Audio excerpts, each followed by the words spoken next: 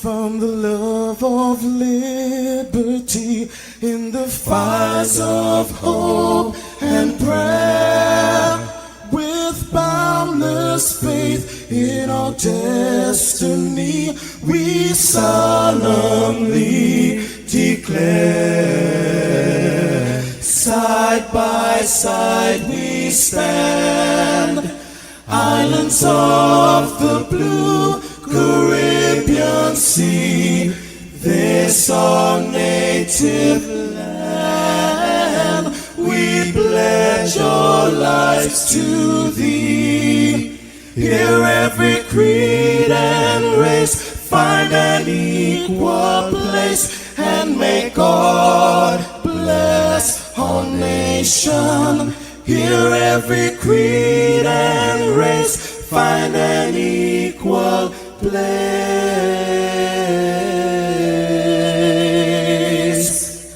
and may God bless our nation.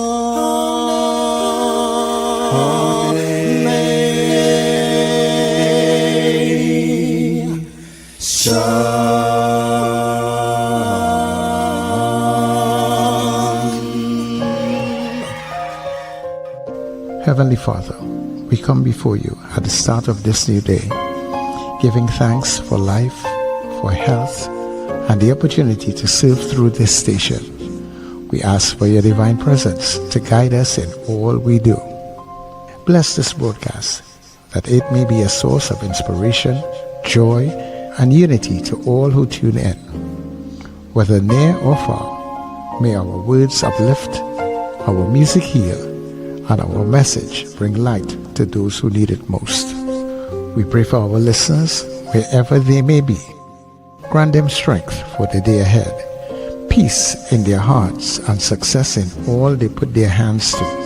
Cover those traveling with your protection and those at home with your comfort and provision. Lord, may everything we do bring honor to you and be a blessing to others. Guide our steps, bless our efforts, and let this station be a vessel of positivity and hope. In your name we pray. Amen.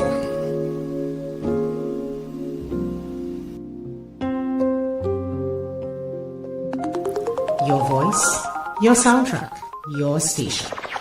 New Era TT Radio. NETT Radio.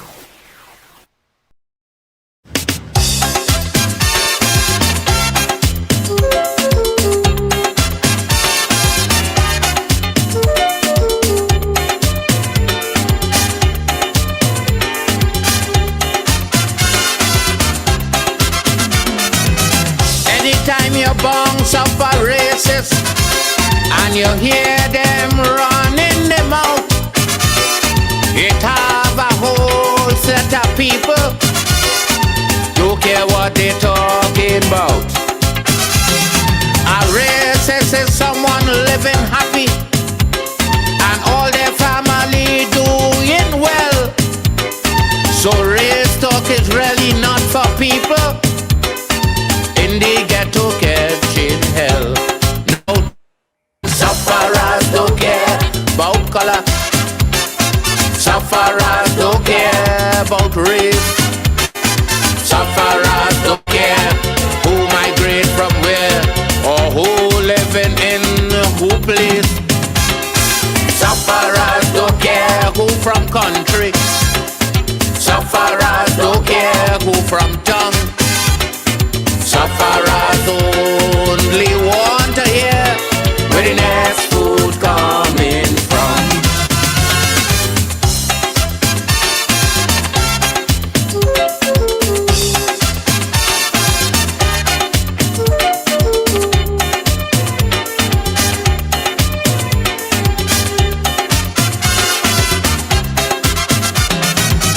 Get up early next morning, go down in the 10 days yard.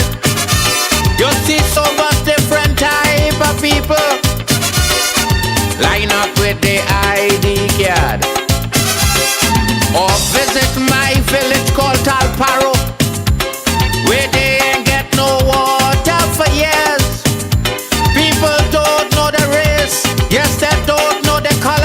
with a bucket sit down shedding tears. Now tell them racist sufferers don't care about color. Sufferers don't care about race. Sufferers don't care who migrate from where or who living in who place. Sufferers don't care who from country. Sufferers don't care who from tongue. Sufferers only want to hear where the next food coming from.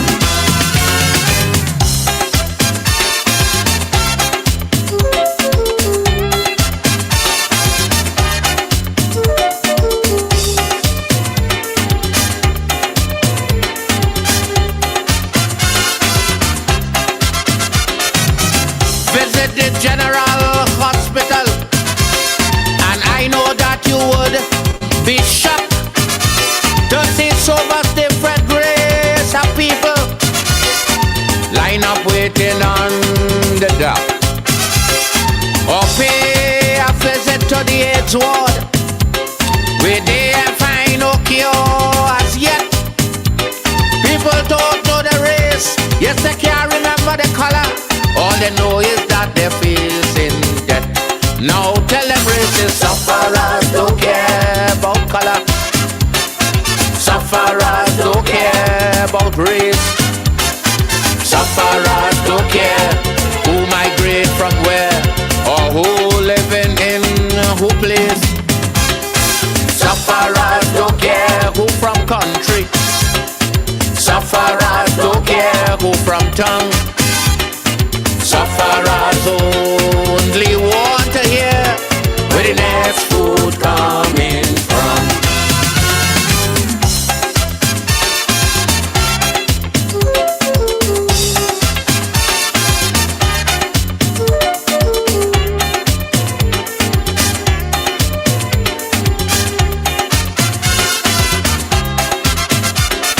A racist is someone who have something that they want to protect. So they would always keep on talking the race talk till the day of the death. But poor people, we have nothing. Don't know where the next meal coming from. So I want you to go and to tell all them races, suffering makes us one. Now tell them racist sufferers don't care about color. Sufferers don't care about race. Sufferers don't care who migrate from where or who living in who place. Sufferers don't care who from country. Sufferers don't care who from tongue. Sufferers only want to know where the next food coming from. Wake up, rise up. It's the NETT Radio Breakfast Show, bringing you the energy, music and vibes to start your day right. Sufferers only want to know where the next food coming. Yeah, that is all we want to know, where the next food is coming from. Good morning, everybody, wherever you may be, Trinidad and Tobago. Streaming up and down the Eastern Caribbean. Only want to know. Or in your different spaces and time zones. Facing all manner of situations around the world. Good day, good morning, good evening, good night. As we are streaming, we are beaming from the beautiful, gorgeous Twin Island Republic of Trinidad and Tobago, where there's never ever a dull moment. Yeah, they don't let us off the hook at all. Anyhow, let me say much thanks to the Heavenly Father for bringing us together for another day. All that we do, dear God, let it be a blessing unto you. Sir Charles, that is me. Happy am I to be in this space with you. As we welcome everybody, this is your Get Up and Go. Thanks for being here. The Breakfast Show. Get up, it's the time to start the day. The Breakfast Show is here. We bring in the soca way.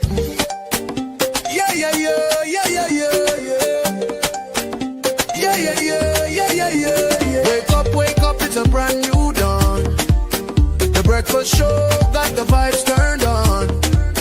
From Morocco's Bay to the Savannah line, let's start the day in Caribbean prime. Oh, good vibes rolling through the air. The breakfast show, energy everywhere. We talk, we laugh, we make you think. Grab your double or your morning drink.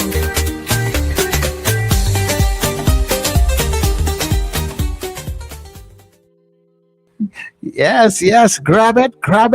Whatever it is that wakes you up this morning, grab it, hold on to it tight, and let's go. Everybody, welcome to the breakfast show. Let me say a very special good morning to Richard, who will most likely join us in a little bit. And of course, Wendell Stephen, who is always on the mark very, very early. Wendell, good morning to you. Good morning, Sir Charles. Good morning, Richard. Good morning, Trinidad and Tobago. And good morning, listeners and viewers. Sufferers don't care who from country. Sufferers don't care who from town. Sufferers don't even care who from Trinidad and Tobago. Sufferers care where the next meal coming from. You know, my status picture, my picture on my WhatsApp is, I have no motivational quotes for you today. If you want to give up, just give up. And that's how I feel about Trinidad and Tobago. That's how I feel about people, some people in my life. I just feel to give up. You know, I just feel to give up. And I think I have in some instances. I have. This place is depressing. Now, you know, look, regardless of what, because look at it this way. I mean, where else you go? Where else I will go? Anywhere else but here. Anywhere else. You know what I mean? There are several countries in the world where I mean, every country has its own issues, right? You know, but how can a country be run by the police? That's what we are doing in Trinidad and Tobago, you know. We having the TTPS run our country. I'm sorry. I can't. And not just the TTPS, you know. Not just the TTPS, you know, a failing TTPS. Yeah. A TTPS that have problems with drugs going missing, guns going missing, this rogue officer here, that rogue officer there, and they advising the government on what to do, on how to run a country. Yeah, so Satan / TTPS running Trinidad and Tobago. Because if it is because of the criminals, why we had to go into another state of emergency because of threats to police, threats to prisons officer. Here we go again. That's the same. It's and threats to high officials. The TTPS is advising a state of emergency, and that's what we do. We have to be mad. This place has gone mad. You think America mad? Well, we madder. Be more mad. No. I'm no, sorry. it's really overwhelming now. I mean, we just came out of a state of emergency that didn't fix crime. You know, it might have reduced the amount of murders, but it didn't fix crime. You know what I mean? And we gone smack into another. People, I don't know if you all are aware. Let me make you all aware, right? Because nobody has debunked it as fake news as yet, right? But this is what was in the news this morning, and a very noted journalist in Trinidad and Tobago sent it to me. So I would take it to be true, right? It says, it's under the caption, a statement by the Honorable Kamla Persad-Bissessar, SC, Prime Minister of Trinidad and Tobago, on the declaration of a state of emergency effective Tuesday, March 3rd. That's today. All right. It says the National Security Council met at the Diplomatic Center on Monday, March 2nd, and received security briefings from the Commissioner of Police, Alistair Guevara, the Chief of Defense Staff, Don Polo, and the head of the Strategic Services Agency, Alicia Henry. The NSC noted that following the end of the previous state of emergency on January 31st, 2026, there has been an increase in violent criminal activity across the country, most of which has been carried out by members of organized criminal gangs. So maybe they went into a police station and put some blocks of wood to it. Yeah. The NSC further noted that several of these acts of criminality have resulted in multiple deaths due to mass shootings, and that the continuance of reprisal shootings amongst criminal gangs, if left unchecked, would endanger public safety. The NSC, so that is the criminal part of it, right? The NSC further noted that several of these acts of criminality, I'm reading over the same thing, sorry. The NSC was informed that intelligence recently gathered, listen to this, indicates credible threats to attack police officers, prison officers, and other members of the security and legal services. I thought that was everyday work with the police. I'm sticking a pin there. Right, Sir Charles. I'm glad you say that. You know why? Because yesterday, I don't know, yesterday you all may be aware that a lot of a lot of the fines, increase in fines for simple traffic offenses came into effect. So police had roadblock all over the place. I passed a roadblock on the beatum. If you see traffic, I talking about middle of the day yesterday, if you see traffic. And so the police, not scared, they went out there and they were doing the job. Not so? I didn't see any scared police officers smack in the middle of the beatum, where there's always warning about pulling over vehicles. They didn't look scared to me. Let me read again. I had previously warned the criminal gangs. This is where Mrs. Prasad Bissessa goes into her mommy dearest thing. I had previously warned the criminal gangs and detainees released from prison that decent law-abiding citizens are fed up with their criminality, and if they cannot behave themselves, I would have no hesitation in having another SOE declared. I also indicated that violent gang members would be returned straight to prison, and this time, their friends and family who aid their criminality would accompany them. I reiterate my words that if criminals want to terrorize law-abiding citizens and their families, I will do everything legally possible to terrorize criminals and those who aid and abet them. In light of the foregoing and in all the circumstances, the NSC resolved to immediately advise Her Excellency the President to declare that a state of emergency exists in Trinidad and Tobago with effect from the 3rd of March. Her Excellency declared so yesterday. This measure is consistent with your government's zero-tolerance approach to crime and criminal gangs, as demonstrated by numerous successful strategic operations conducted by the TTPS and the armed forces over the last 10 months. Legislation introduced in Parliament to empower and protect law-abiding citizens and ongoing reforms to the criminal justice system.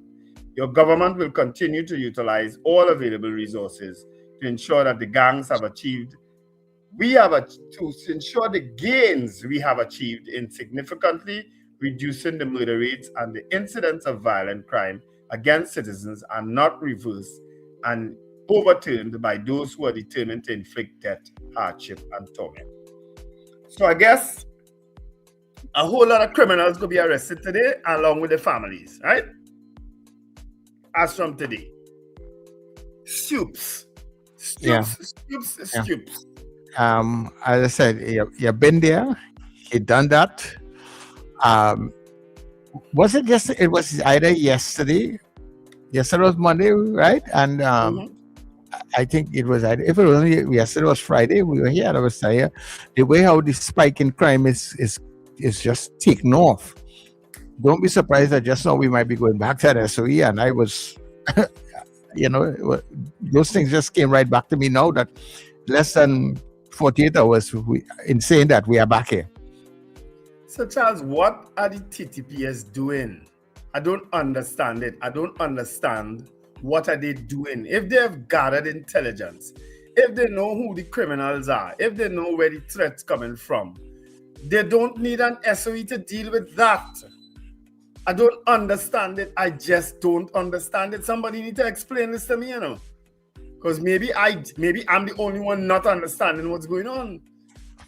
Yeah.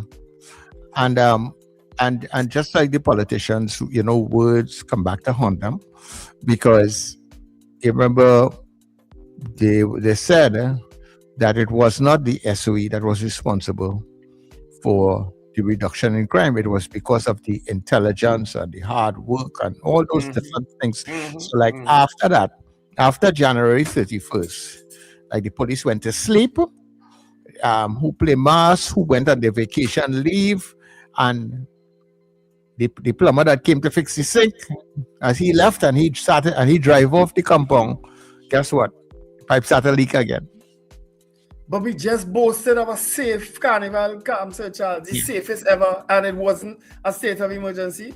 So if criminals didn't go and run havoc and find the politicians and the prison officers and the police officers who were all over the place for carnival, come on, you know what I mean?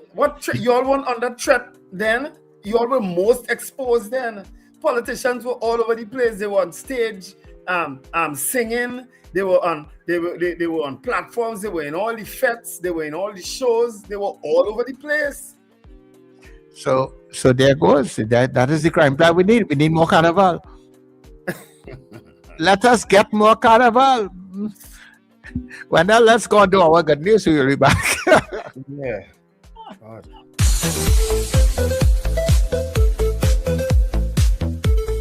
Hi, my name is John Furness, also known as the Blind Woodsman.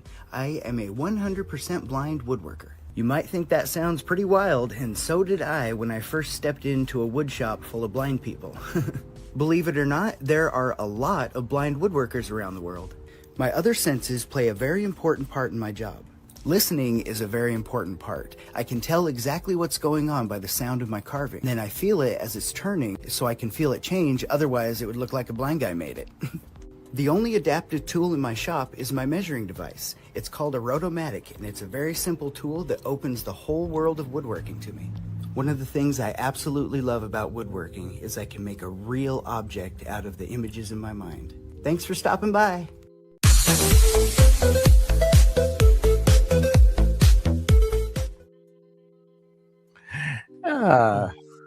Yes.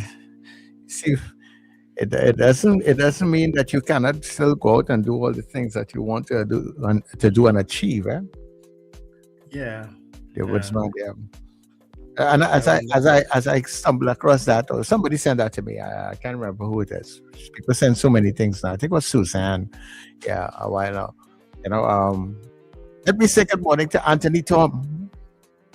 Hey, yeah, Tom, man. Tom. Yeah, that's my good friend. I've talked to him for a little while, but that reminded me of Anthony Tom.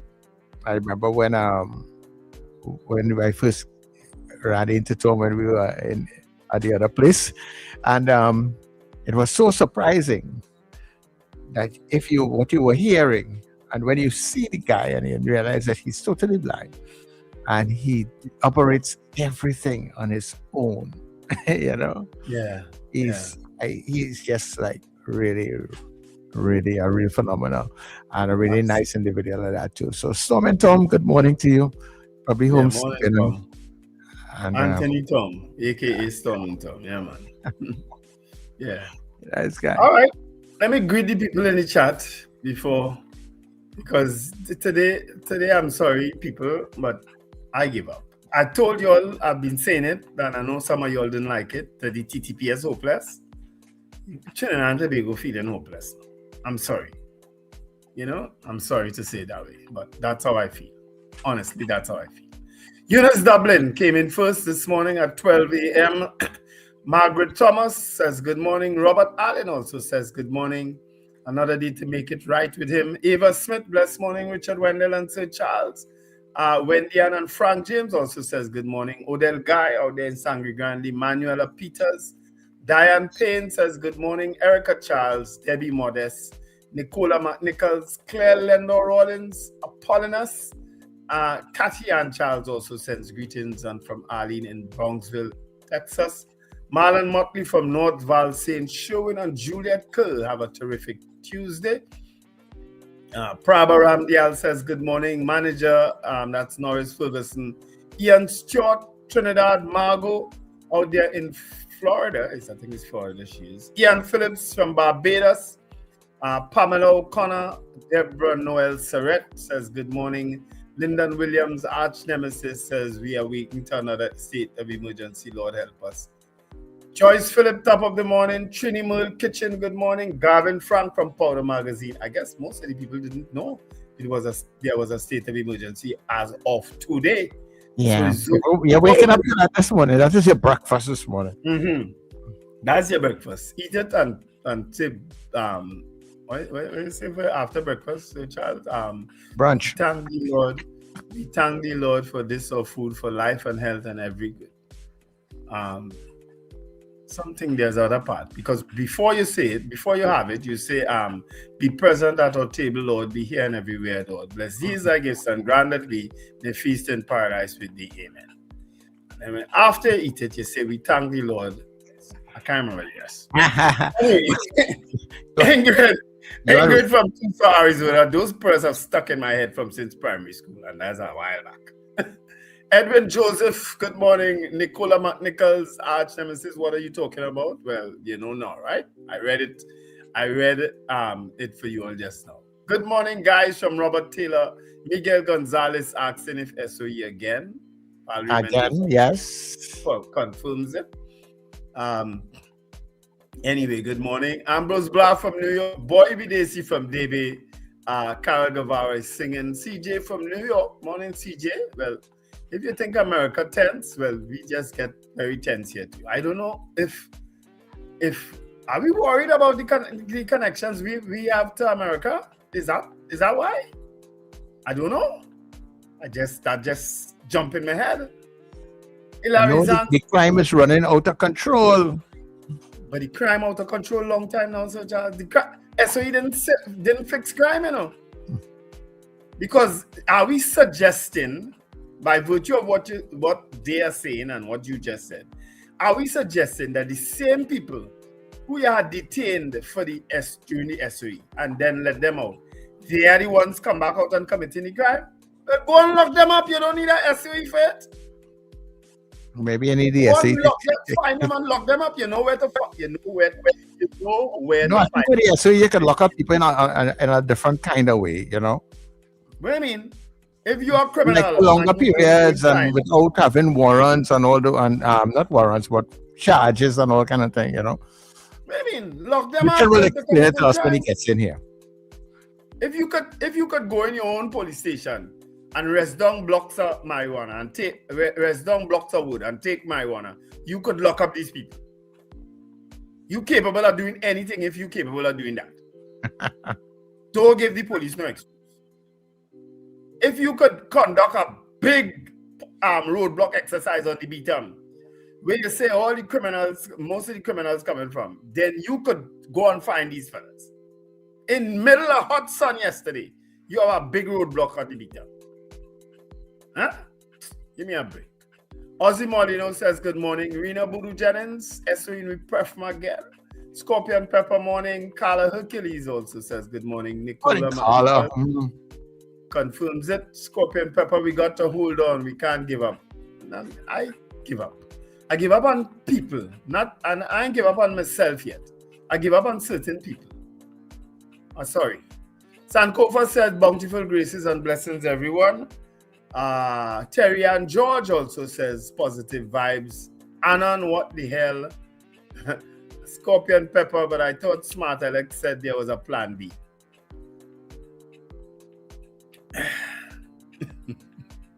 James Kamau, good morning. Merle McComey, good morning also. Nicola McNichols, I agree, Wendell. I have a 16-year-old student who has gotten aggressive towards his 10-year-old brother and his stepfather. The end of times are near. I guess it's near, you want to say. Never in my 39 years of teaching have I seen this. Madness in all the madness. Hilary Zan says, after a failed Zoso, this SOE is only trying to prove that we should get Zoso. The police are not doing their daily jobs. SOE will fail again. What were the results of the last one? David McCarthy, top of the day and a terrific Tuesday to all. TNT is approaching a failed state status. Well, I hope not. But guess what? You may very well be right. Yeah, that's something we've been hearing for a long time. Too. Yeah. Dr. Job said it years ago. Years ago. I think Dr. Job may have been one of the first people to say that Trinidad and Tobago is a failed state. These people create... Okay, that's Anon. Valerie Mendoza, you would think that having a former Diana Hamill legal notice 39 of 2026. Dave Gosain says, good morning, Margarita Chow. I will just do new ones now because a lot of repeat conversations since the SOE. Kim Govaya says, good morning. Beauty Culture, good morning. Lyndon Williams, Brennan Smith, Bernadette and Alicia Yates, Lester Cragwell. Doreen P also says, good morning. Magic, Charmaine Bernard, Alistair Hart, David Wares also says, good morning, we now live in a police state. Yeah, we've been saying that a little while now, man. Chelsea Blue, the government has lost the plot. Who else? Who else is new here? Kenwin Henry is new. Ron DeSantis Jr. is new. Dean Allen also says, hi everyone. SOE allows the police to hold people for a specific time, enter premises without warrant, stop and sit. You're giving the legal definition of a SOE. Okay. Lester Cragwell says this is when leaders are bankrupt of ideas accompanied with a failed justice system. I have no doubt about that either. But yes, people, we are in a state of emergency again as of today. Good morning, Richard. Hi, good morning, guys. Hi, Richard. Good morning. You almost have to say the usual then. Yeah, we're back to the usual. You almost have to say the usual. As I said, Richard, hold 1 minute. Let me just put people on the WhatsApp one time before I forget them, right? So Terry Ann Peters, good morning. Kent out there in Lamatel, good morning. And Maria Smith, good day to you. Captain Ron, good morning. Colin and Kelly in Carinach, Archbishop Ashton in Canada. Sina, good morning to you and the Arima people. Rena Budu Jennings down in the west. Mr. Beeps also down in the west. Good morning to you. CJ in New York. Mr. Billy, Powder Magazine. And Peter Wilson, good day to you. And Foxy, a very special good morning to you. Thank you very much all for being here. Morning, Richard. Sorry about that. Morning, guys. Good morning to our listeners. Sorry for my entering a little late this morning again. And no, it's like, okay, so it's like usual, you've gone back to that. And I said it earlier, I said it sometime last week, I think, that as far as I'm concerned, it's a reflection of weak leadership. When Dr. Rowley did it, it was weak leadership, in my opinion. Mm-hmm. And it continues to be weak leadership. You're catapulting to the police service in terms of them wanting to override constitutional rights because they feel that somehow helps them. No, follow the Constitution. You get better. Mm-hmm. In other words, because society must be compromised for you to do your job. Mm. No, that's not how it works. And that's not how states of emergencies are supposed to work. With all that's happening in the world and so on, and America under attack from Iran and other places and so on, have they declared a state of emergency? You mean in the United States? Yeah.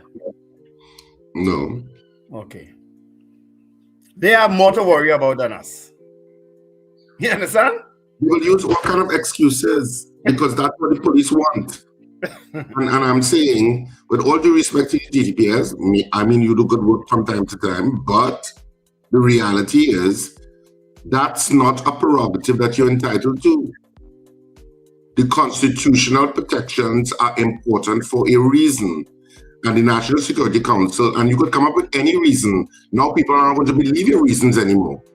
Because you always you trump up what it seems like reasons to call a state of emergency, because the last time you said it was handled.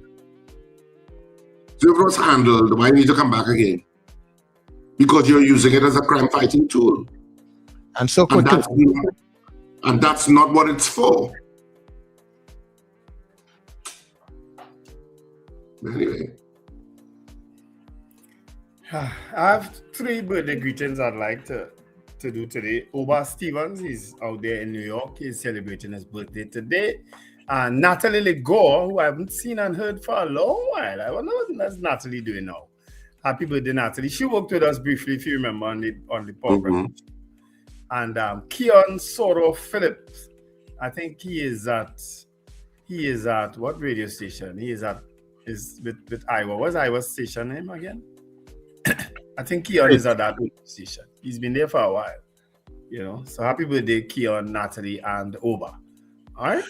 All right, let's go for a break and we will be back shortly. Stay with us here on the Net on the Breakfast Show.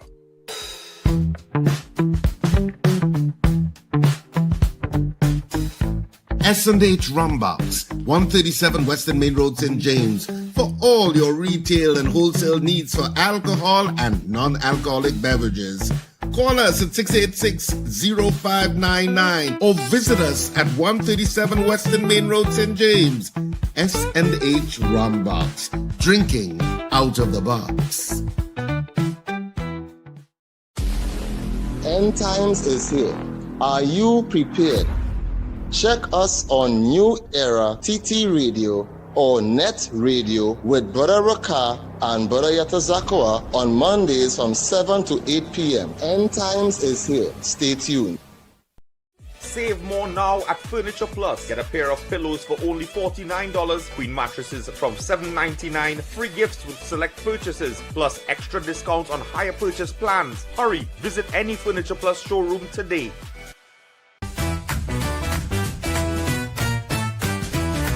Advertise with us on New Era TT Radio, the fastest growing streaming platform for talk in Trinidad and Tobago.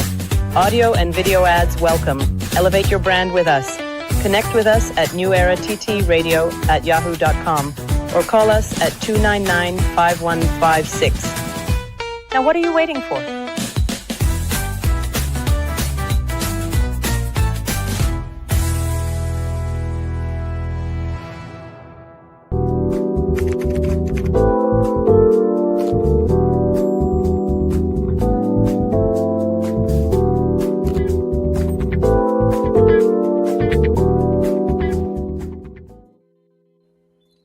Of course, just letting you all know that in the second hour, we will interview the first mayor of the borough of Diego Martin, Akeliah Glasgow Warner. She will be our guest in the second hour, and you'll be blown away by a story, if you haven't seen or heard it before, of what she has to give, of an experience she had in Diego Martin as mayor. I was blown away by it. I said, wow, in Trinidad and Tobago, but guess what? Nothing surprises me in this place anymore. It is depressing more and more every day. I don't mean to depress you all, but I'm telling you how I feel. And I've always been honest in how I feel. You know what I mean? I know not some of you all don't like it, but guess what?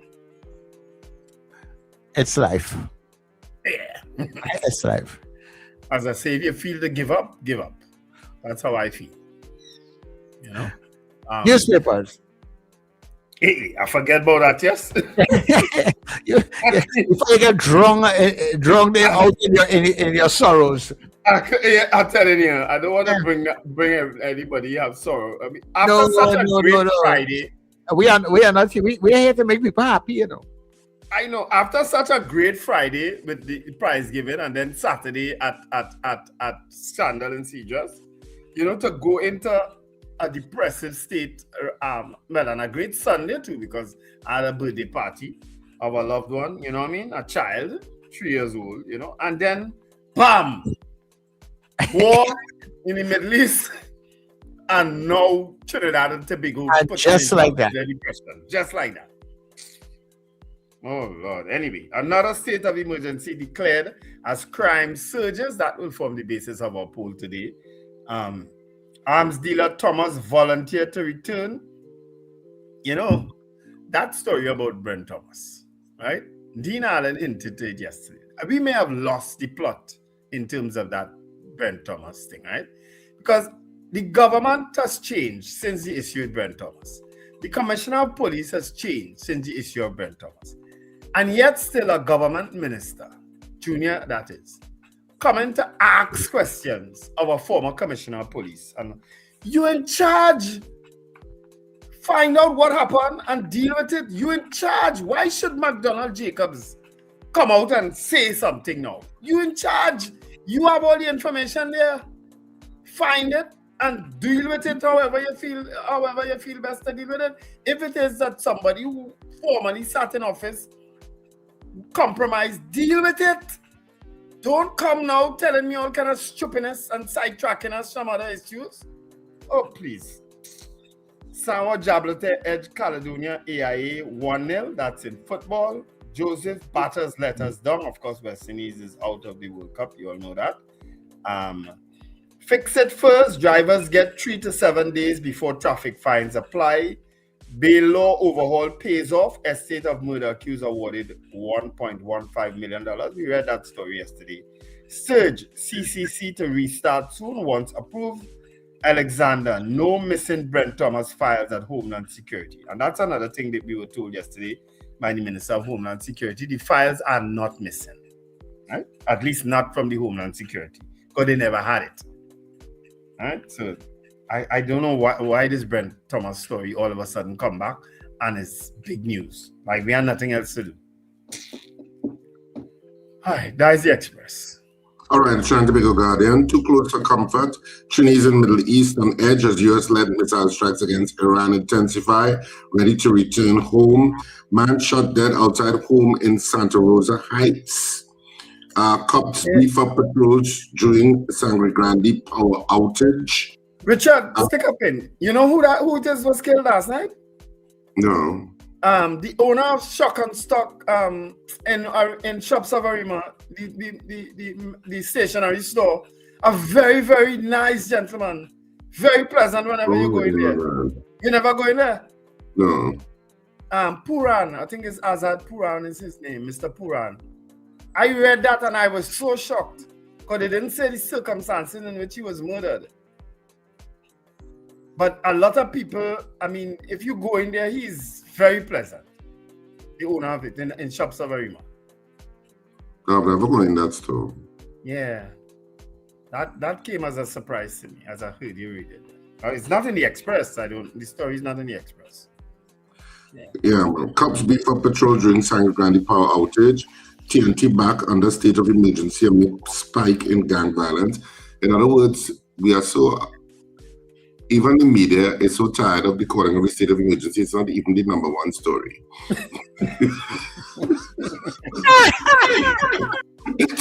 It low down the totem pole. By the way, we are done on a state of emergency. Imagine Brent Thomas in front of that. No, the Middle East issue was in front of that. So, too close for comfort, and Imam on government support for US-led Middle East conflict. I know they're getting some pushback on that. RBC Trust set to become largest MPCCEL shareholder. Agostini concludes acquisition of Massey Distribution. When I said that yesterday, and well, that's basically it for some of the headlines in the Trinidad and Tobago Guardian for today. All right. Some other people in the chat: Will Cams, Helen Prescott, Esther Cragwell, Oliver Warren, who we haven't heard of from a little while. They all came in. Melchizedek also came in the end there. Michael Oliver also came in on the chat. And Howard Hernandez is saying the man who got killed lives opposite to me. Wow. Okay. Our condolences to that family, because anybody who met that gentleman who owned that stationery store in Shops of Arima always had a pleasant experience with him. He was very helpful. I didn't even know he was the owner of the store, actually. You know? Right. So condolences go to that family. We don't know the circumstances in which he was murdered, but he was shot in Arima, Santa Rosa Heights last night. All right. So we can open the lines, I guess, guys, unless you ever did, you know? Yeah, let's do Did You Know. All right.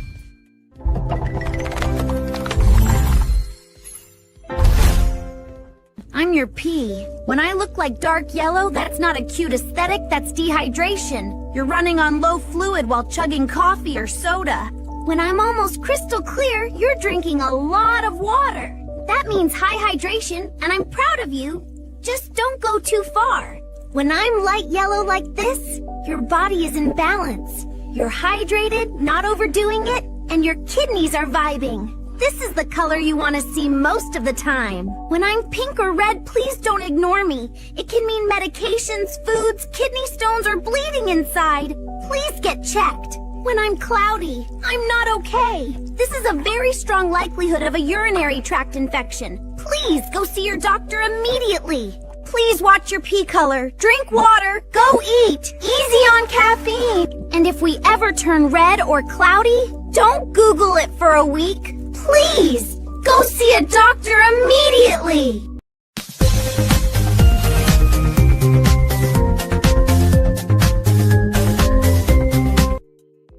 What did I just watch? Well, it make me feel to go on Pino. But don't you always watch the color of your pee? If you don't, you should. I always watch the color of my pee. You can't help but watch the color of your pee? Always watch it, and I'm like, oh God, I really need to get some water.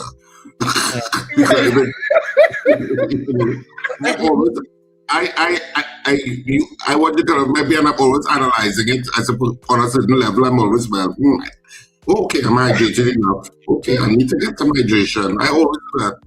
What did you? What? I mean, you got everybody. I mean, no, you should. A lot of people don't pay attention to it, you know, Wendell. Would you believe that? Let me say all the time. I don't think we have a choice as men. We don't have a choice but to watch. No, some men sit and pee. What? Okay, well, I've heard that, but I don't know any. But they say it's actually healthier to sit and pee. I know that. They said that. But I mean, if you're going in a urinal, you can't do that. And most times, most men will go in a urinal. Yeah. But a urinal is not really the best place to analyze the color of your pee. But I mean, a regular toilet is. But generally, but I mean, you're really only going to a urinal when you're out. Most of the times, you know, you'll be peeing when you're home. But yeah, remember your body's chemistry, huh? Yeah. Basically, human bodies are chemistry lab. So when something is off, you want to kind of know, you know. You do know when you need more water. That one for certain. You know, but yeah. And the last one is chilling. If you see red, don't Google it for a week. Go straight to the doctor. Go straight to the doctor. Don't ignore it. Mm-hmm. All right. That's an interesting one. We have to bring it back every now and then. Yeah. I'm sure a lot of people in the comment section check their pee.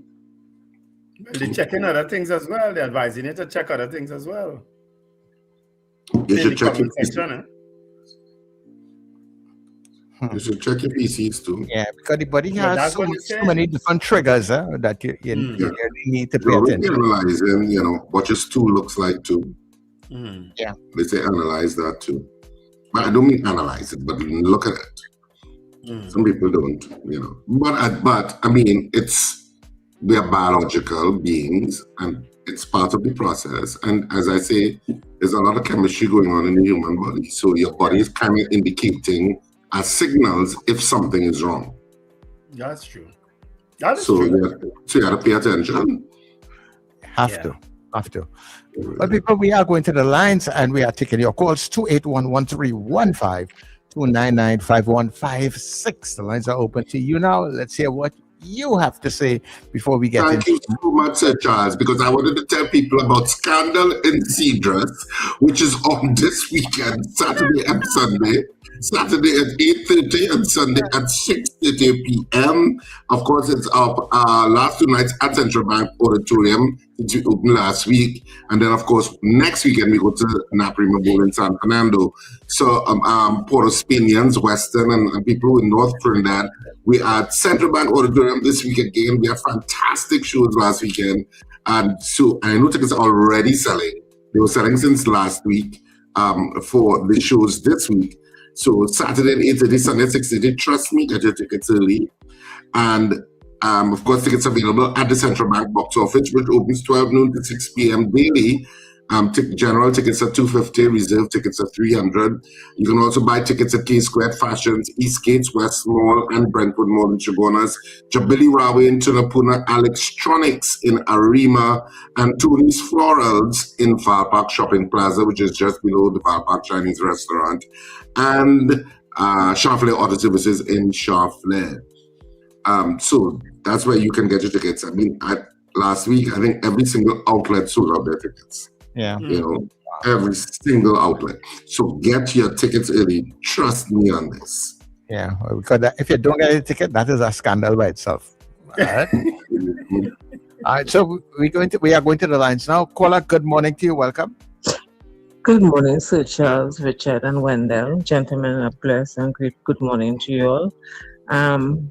But that piece of segment you had there, Sir Charles, that is correct. People really need to check themselves, especially when you're urine. It's just to look back. I think they don't need to look back. Yeah. People doesn't need to look back and watch the urine, watch the stool, especially if you're wiping. You know, you check and see something in your wipe and you see blood. It all depends pressure when you're letting it out. It will put some kind of thing, as well as you probably have blood in your stool, and you need to check on yourself. And please, people, try and drink a lot of water. I know that we have to drink 8 glasses of water per day, but at least drink it. If you say every hour you drink a glass of water, instead of a half glass, drink it so the body will have fluid. Very important. That is one. 2 is the crime. I'm not surprised with this SOE. I'm not surprised at all. Remember in the beginning, and these are the same people, are the same people who every Monday morning they always have something to say about this. It's not Dr. Rowley, about the PNM. Crime this, crime that. But yet they still cannot come with a solution. From the time you have to use a SOE in any crime thing, that means you have nothing, you have no objective of what to do with crime again. That's the only solution you have. That is why this ZOSO didn't pass. Because if they had that ZOSO, they'd have much more than make a playing field with that. They're busting down people's house, they're mashing up everything, and believe you me, this SOE, people will say that's how they could bust down doors. There are certain doors they can't bust down, Because I sure if they go Federation Park, if they get something going on in Federation Park, they ain't busting down doors, they're making sure they get their papers and everything to search warrant, everything. Because them fellas and them, I never forget some years back with the same clique. They couldn't bust down here, though. That was to get warrant or kind of thing. And that I think we was on the SOE, if I'm correct. And they can bust down here, though, just so. There are certain people, though, they can't bust down just like that. But as I'll keep saying, they have no solution for crime. That the whole thing, full stop right there. They have no solution for crime. You understand? If we have a very active, like how you have the American Civil Liberties Union, which has not been done before, they would have gone for judicial review of that calling of the state of emergency. Challenge it in court and say you can't be calling the state of emergency all the time just like that to escape parliamentary review. Because what you did was break. Remember, there was due for parliamentary review in terms of the continuation of it. But what you did was give a small break and then went back again. Yeah. So to me, if it is, we had a civil liberties union who was very zealous in guarding the constitutional rights of citizens, they would have filed a case and said, okay, let's go to court. Let the court decide whether it's justified or not. Yeah. Caller, good morning. It's a strategy in a kind of way. Good morning, gentlemen. Richard. Morning. Richard, how long is the state of emergency supposed to last in the first instance? And do they have to go to Parliament and debate it? After 100, majority to people. I think after 180 days, you need parliamentary review. You can extend for 30 days. You can have it for 3 months, and then you can extend it for 3 months with a simple majority. And then after 180 days, you need a higher majority to continue. If I remember correctly. Yeah. So you have basically 6 months. The lower the upper house. Yeah, you have 6 months basically where you could do what you want in a kind of way. Which is what they did in the first instance. Yes. And then with a full group of parliamentary review, and then of course they broke. But you broke for a small period of time, and then you came back again. And that's not what, I don't think that's what the Constitution intended, because the Constitution never intended us to be a police state. All right. Caller, good morning. Hello, good morning. Okay. Call me back. Lost you? You can put up the poll, Sir Charles, let people vote by the time, because they're not chatting right now. I guess they're waiting. Caller, good morning. Take the call still, eh? Don't stop the call. Yeah. Good morning, gentlemen. All. Morning, Zero. And good morning to all those doctors, my powder puff girls, and everybody. You know what I realized, so Richard, as you explained that, means that they will break for a few days, a week or two, and then before the review, they will just come and drop another one for 3 months, and then they break again, and then come and drop another one. So what? That is a trick. That is tricks in the business, because that is not fair to the citizenry. And as Wendell and they say, crime and go down with that. So why you want? You know what? They have a lot of people coming out now, more bloggers. People who are really dissatisfied and who need to speak out.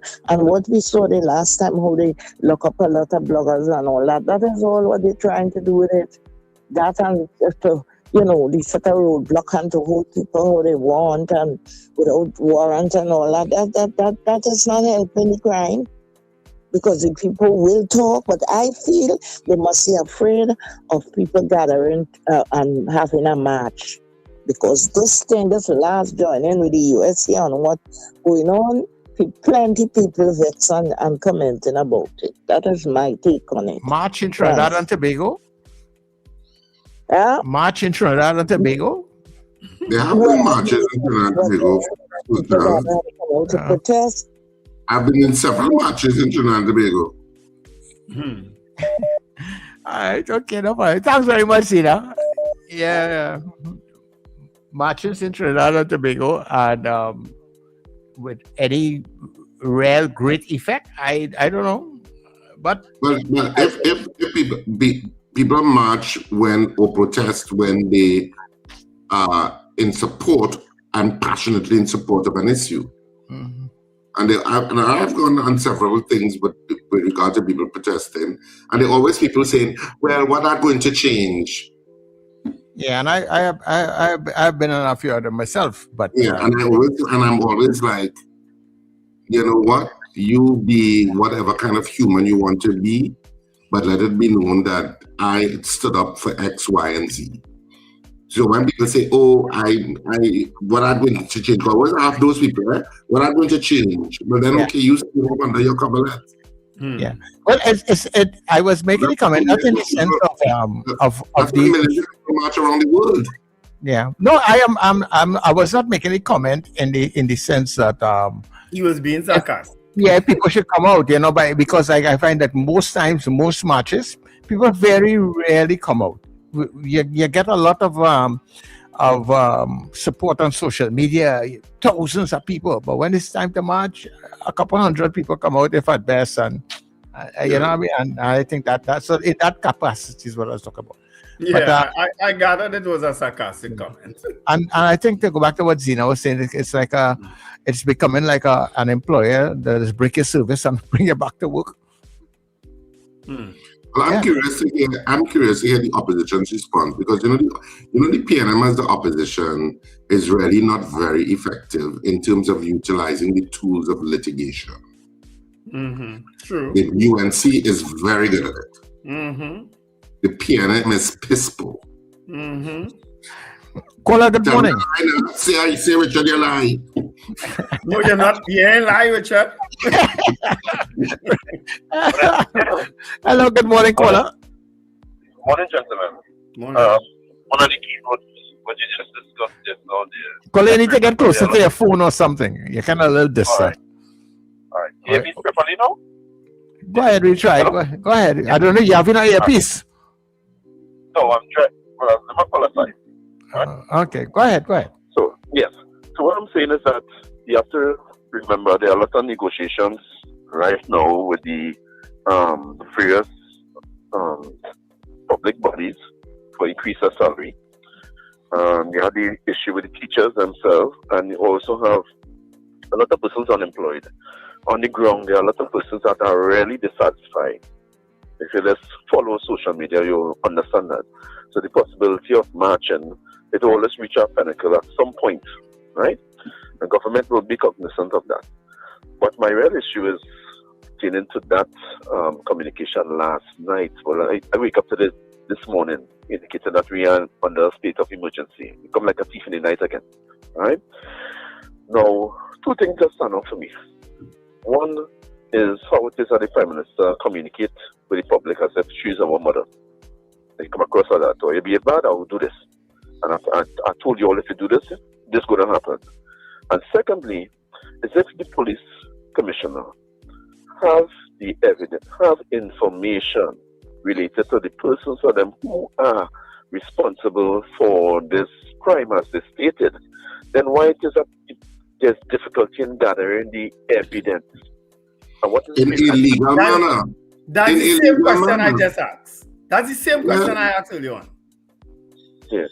And what is preventing them from gathering that evidence? What is preventing them from doing their work outside of a state of emergency in terms of restricting them? Because you will have the intelligence. Is it that our tools are not effective or the police? So why does that be paying so much money in national security budget every year for us to be subject to this and taking away our constitutional rights?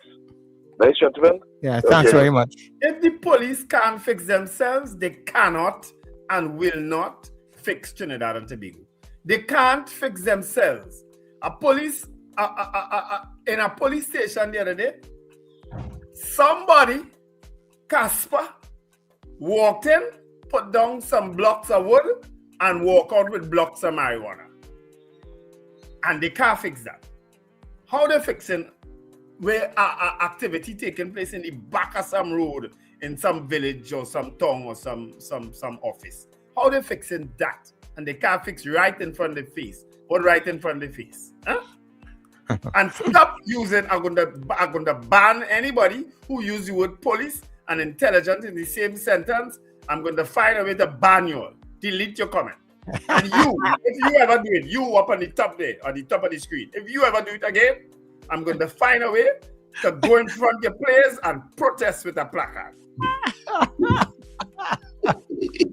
You know something that Nicola said, right? He's talking about a lot of social media activity and negotiations and all those kinds of things. And I, as I said, you see, all of those activities, those are not bringing people out on the street to march, to make no noise for nothing. The other day we had this situation with the gentleman that was shut up in the vehicle there. Right? I forgot the man's name already. Right? And there was a silent protest that asked people to come out. Yeah, you know. And how many people, or a lot of people on social media, where are they? We're going for the news, people. When the poll, before we go to the news. Yeah. Do you support another state of emergency in Trinidad and Tobago to curb criminal activity? Because that's what they're saying it's for, right? To curb criminal activity. Do you support the calling of another state of emergency? Yes or no? We'll take your votes after our news. Don't forget our guest in the next hour, Mayor of Diego Martin, Akeliah Glasgow Warner. All right? Yeah. All right. We will be back after the news.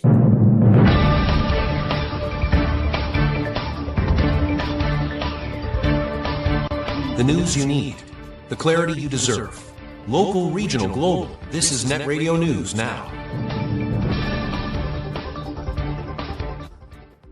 This is News Now for Tuesday, the 3rd of March on New Era TT Radio, Net Radio, and Gael Caribbean TV. I'm Derek McMillan. Hello, everybody.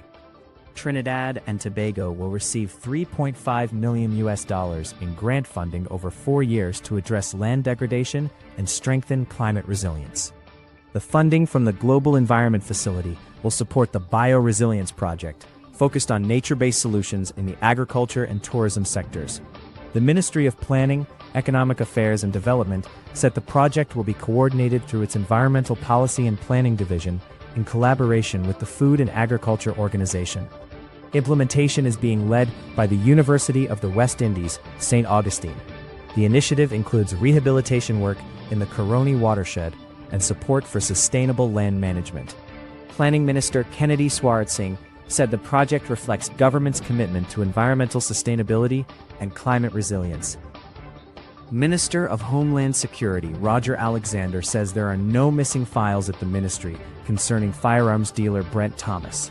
His response follows a report in the Sunday Guardian which claimed the state's file on Thomas had gone missing and was discovered after the UNC assumed office. Speaking to the Express, Alexander said the ministry does not keep criminal investigation files. He stated such matters are handled by law enforcement and the Director of Public Prosecutions. Alexander added he has spoken with Police Commissioner Alistair Guevara, and both are unclear which file is being referenced. He said the matter involving Brent Thomas remains with law enforcement. The estate of Akeliah Charles has been awarded $1.15 million in damages for breaches of his constitutional rights. In a ruling delivered last week, Master Sherland Pierre assessed compensation after the Court of Appeal of Trinidad and Tobago and the Judicial Committee of the Privy Council found the statutory denial of bail for murder unconstitutional. Charles spent nearly 8.5 years on remand at the Port of Spain prison without being able to apply for bail. He was later discharged after a no-case submission. The court awarded $700,000 in general damages and $450,000 in vindicatory damages, and ordered the state to pay legal costs. The ruling established that accused persons have a constitutional right to apply for bail, even in murder matters. Tobago House of Assembly Chief Secretary Farley Augustine is renewing his call for greater autonomy for Tobago, with a focus on food security. Speaking at a news conference, Augustine said recent supply shortages highlighted the island's vulnerability and the need to strengthen local production. He said Tobago must develop warehousing, factories, and storage facilities, and challenge the private sector to invest in the sector. Augustine also reiterated plans to modernize the Scarborough port to allow goods to be shipped directly to Tobago rather than routed through Trinidad. THA Finance Secretary Pedelan Roberts also outlined a loan guarantee initiative to help registered businesses access commercial bank financing. In the region, Cuban President Miguel Díaz-Canel says his government must immediately prioritize urgent economic and social reforms as the island faces dwindling oil supplies and deepening crisis. Speaking at a meeting of the Council of Ministers, Díaz-Canel linked the push for change to expanding business and municipal autonomy and trimming the state apparatus, according to state-owned media. Prime Minister Manuel Marrero Cruz said Cuba's current priorities are food production and stabilizing the power grid amid continuing outages and fuel shortages. The island has implemented austere fuel-saving measures, including reductions in public transport and shifts to online classes as energy supplies tighten. The crisis comes as Cuba endures heavy pressure from tightened U.S. sanctions and a halt to Venezuelan oil shipments, contributing to one of its most severe economic challenges in decades. In international news, 3 days into U.S. strikes on Iran, President Donald Trump says the goal is to destroy Iran's ballistic missile capabilities, nuclear program, and support for proxy groups aiming to protect the U.S. and its allies. Trump has not outlined what Iran's government or leadership should look like after the strikes, leaving his endgame unclear. Over the weekend, he hinted at regime change, praising the deaths of key Iranian leaders, but offered no guidance on succession plans. Secretary of Defense Pete Hegseth said the operation is not intended as a regime change war, but described it as a successful military effort. Senior officials continue to provide differing views on the scope and long-term objectives of the campaign. And that's the main stories in the news at this time.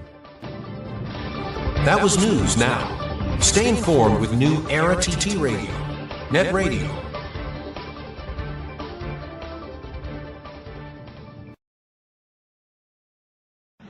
Your mid-morning just got better. Join Sir Charles for the mid-morning mix and mingle, where good music, real talk, health, and family matters come together. and your voice is heard. Whether you're at work, on the go, or just taking a break, this is the perfect mix to keep you engaged, informed, and entertained. The Mid-Morning Mix and Mingle, weekdays, 9 a.m. to 12 noon on New Era TT Radio, Net Radio. Morning vibes, fresh energy. This is the Net Radio Breakfast Show. I'm tired and I'm worried and I'm feeling the pain. My faith's been tested time and time again.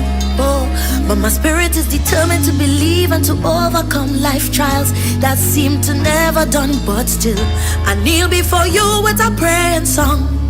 Lord, I come to pray for the strength and the faith that's required. Amen. I pray for my people to not lose their fire. Amen. I send in prayers for those who suffering in silence. Amen. Grant them wisdom, cures, clarity and guidance. Amen. I pray for the young and I pray for the old. Cover their minds, Lord, don't let them lose control.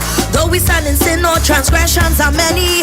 Thank God for the life that He gave me. To all you who doubting and losing faith, time to congregate and no time to separate. I'm calling on the prayer warriors in the country. Come for Trinidad, need we, cause I say Trinidad need a blessing. Tobago need a blessing. Tobago need a blessing. Amen. Trinidad need a blessing. Tobago need a blessing. Tobago need a blessing. Amen. Life is getting harder to manage. Oh yeah. The plan you had for us, it's vanishing. Because the violence, Lord, the nation in distress. What's it gonna take? We need a rest. It's time that we repent and we confess. Cause Lord, I'm tired of the bloodshed and rising in numbers. Amen. I'm tired see the youth choose the path of plunder. Amen. Can't walk the street in peace is a problem. Amen. Father, intervene, please save your children. Amen. I pray for them gangs, them surrender your soul. You're not fully done, but you're fully in control. To change up your mindset and clean up your community. Thank God for the life that He gave we. To all you who doubting and losing faith, time to congregate and no time to separate. I'm calling all the prayer warriors in the country. Come for Trinidad, need we, cause I say Trinidad need a blessing. Tobago need a blessing. Tobago need a blessing. Amen. Trinidad need a blessing. Tobago need a blessing. Tobago need a blessing. Amen. Deception is spreading, it's trending. Oh yeah. Greed and lies has surely shake we faith. Hearts gone cold, the wicked quoting well. Doubt in a place where hope should dwell. We all have to answer to you, so knees go bend. In the end, Lord, I pray for the leaders to lead with integrity. Amen. So my people could thrive and provide for the family. Amen. I really fed up on the racism, hate the division. Amen. We all have history here, don't matter your religion. Amen. I'm praying for all them false prophets, stop mislead your flock. Lord, open the eyes of the sheep that they mock. I pray in your strength and we in solidarity. Thank God for the life that He gave we. So all you who doubting and losing faith, time to congregate and no time to separate. I'm calling all the prayer warriors in the country. Come for Trinidad, need we, cause I say Trinidad need a blessing. Tobago need a blessing.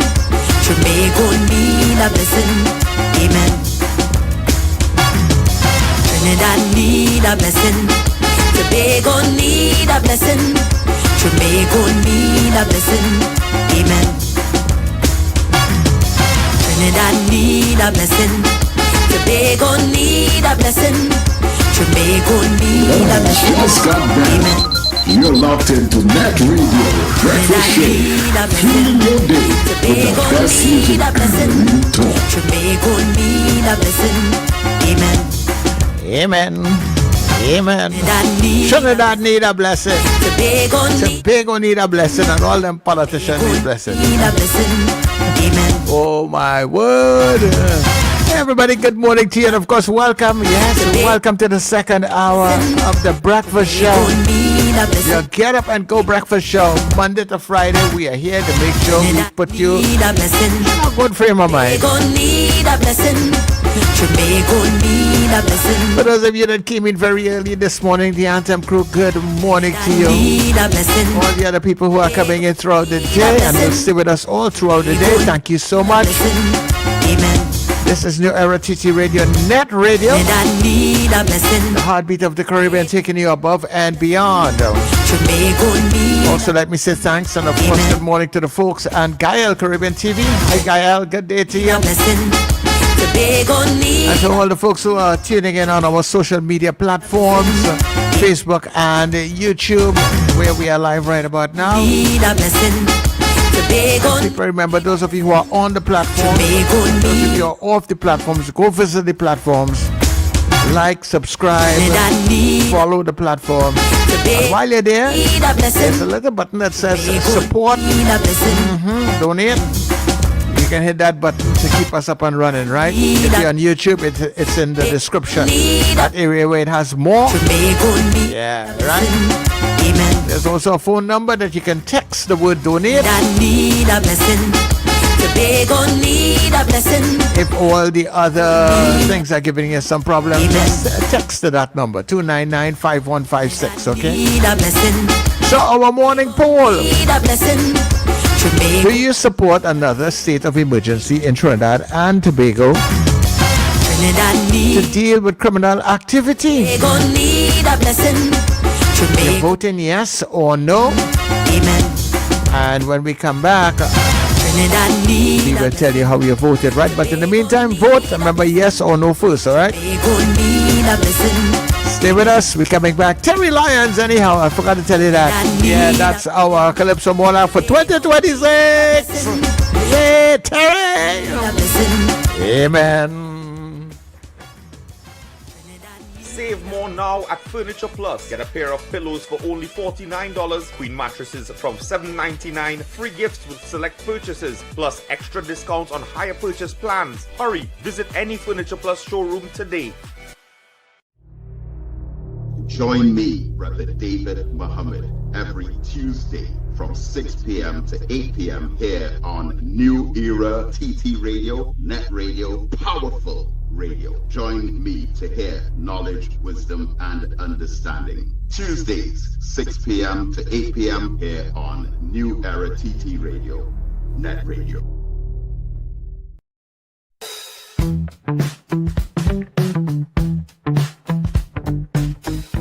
S&H Rumbox, 137 Western Main Road, St. James, for all your retail and wholesale needs for alcohol and non-alcoholic beverages.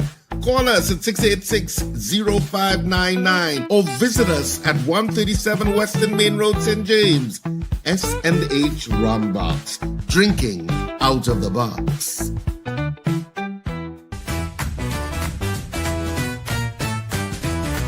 Advertise with us on New Era TT Radio, the fastest growing streaming platform for talk in Trinidad and Tobago. Audio and video ads welcome. Elevate your brand with us. Connect with us at newerattradio@yahoo.com or call us at 299-5156. Now what are you waiting for?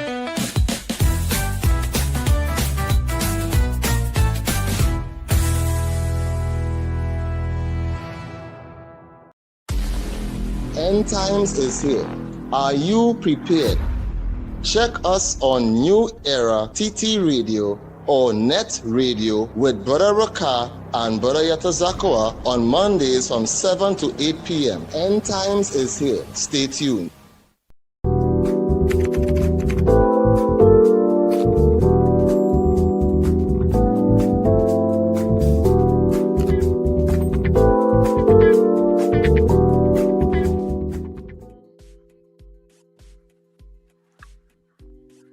End times ain't reached yet.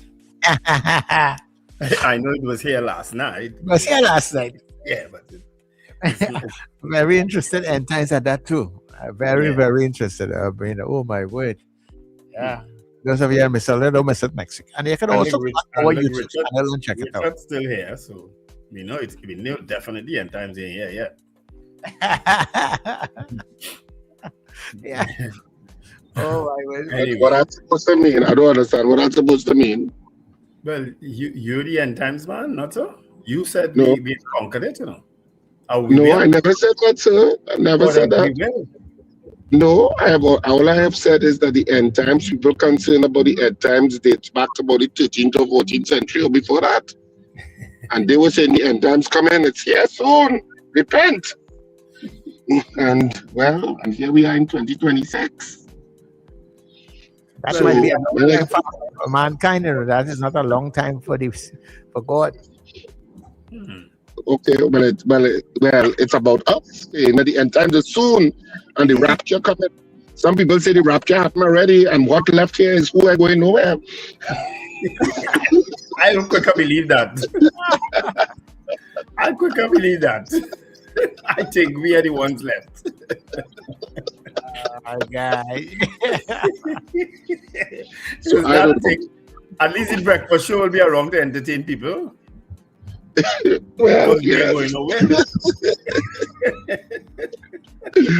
but just for avoidance of doubt, the government has up to 6 months, like they did last time, with a simple majority for the state of emergency. Beyond that 6-month period, they then need the 3/5 majority in both houses to continue a state of emergency, right? Mm-hmm. And of course, the 6 months expired, and they didn't try to go for that 3/5 majority in both houses. They have it in one house, but in the upper house, you're going to need the support of the independent senators. Mm-hmm. We know that playbook. What happened last time with the SUSU. So the issue then is whether a short break and going back into a state of emergency is in fact an attempt to avoid that 6-month requirement of that 3/5 majority, and if so, is it an abuse of the system for which a court should weigh in on, because a court can set aside and say, no, you can't call a state of emergency. We don't believe the reasons you have said are real and legitimate, and we believe it is an abuse of the Constitution for the purposes of giving the police the kind of leeway that they particularly want. A court has that kind of jurisdiction.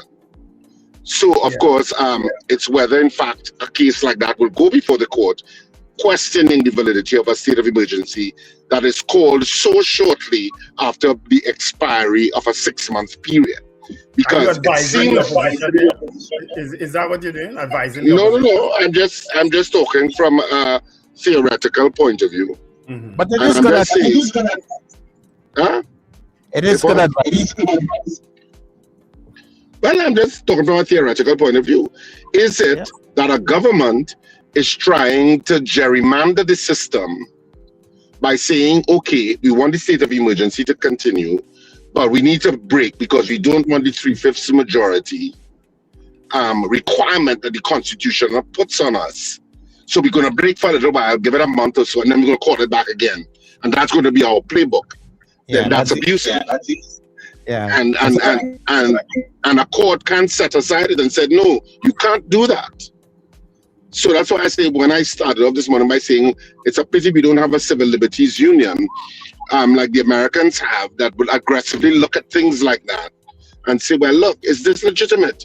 Is this justified in a civilized country governed by a constitution that puts certain checks and balances? Because it looks like you're trying to avoid a check and balance to achieve a particular end. Richard, let me hold it right here so we can get through the poll, so we can get to our guest who is already backstage. Yeah. All right, great. Who's counting? Charles, I'm righty. So let's go. Miguel Gonzalez, no. Of course, our poll is, do you support another state of emergency in Trinidad and Tobago to curb criminal activity? Miguel Gonzalez, no. Kazim Mohammed, no. Eva Smith, no. Trinidad, Margot, that no is not for a vote. Diane Payne, no. Eunice Dublin, no. David McCarthy, no. Gregory Boyer, no. Robert Allen, no. Marlon Motley, no. Edwin Joseph, no. Bernadette Yates, no. James Kamau, no. Helen Prescott, no.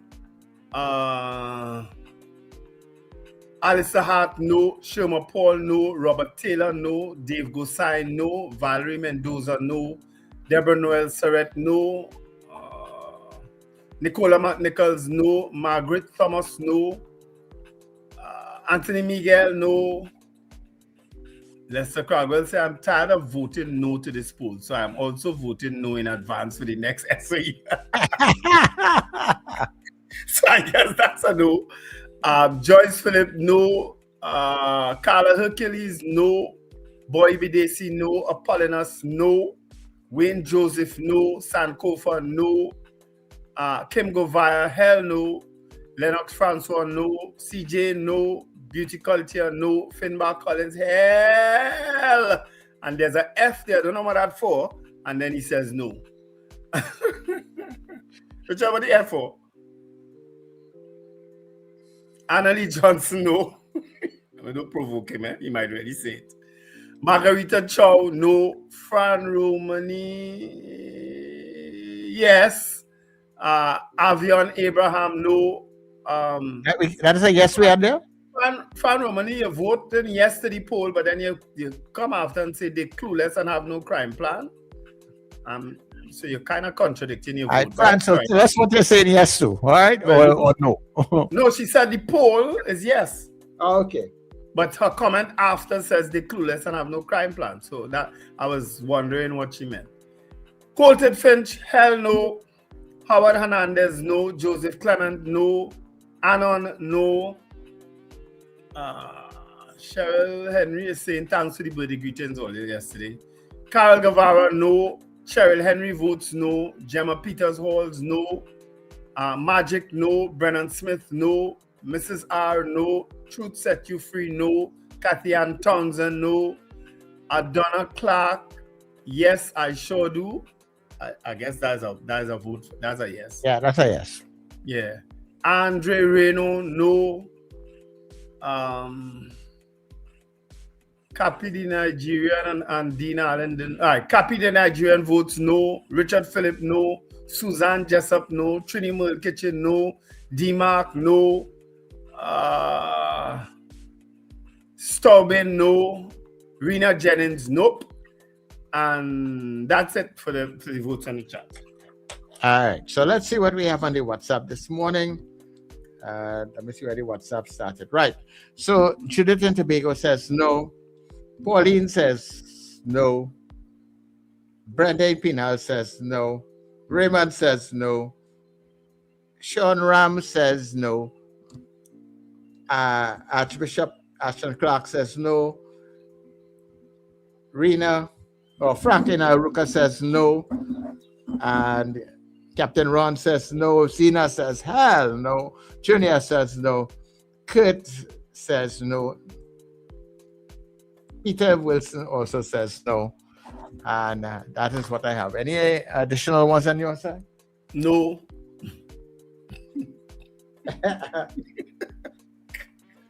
All right. No additional ones here. So we had 65 people on the poll this morning. 63 of you said no, and 2 of you said yes. All right, there you have it. We have thanks. We had a nice poll total today. Thanks, folks, for contributing to the poll. Yeah. All right. So let's get into our Let's Talk segment. Yeah.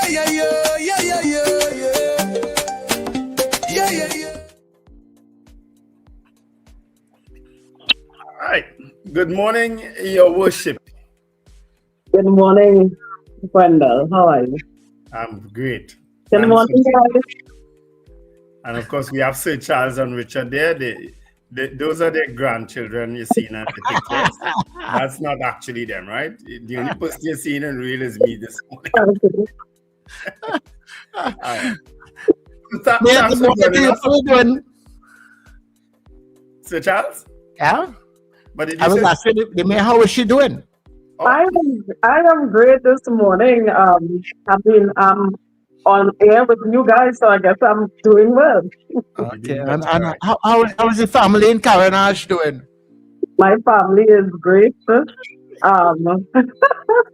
Yes, Charles knows something we yes, don't know. tell the family I say hello. I will. I most definitely will. I guess most of them are online right now listening, but Karen is here. We are good. Of course, you are the first mayor of the borough of Diego Martin. Diego Martin became a borough recently, and you were installed as the first mayor of the borough. How does that feel?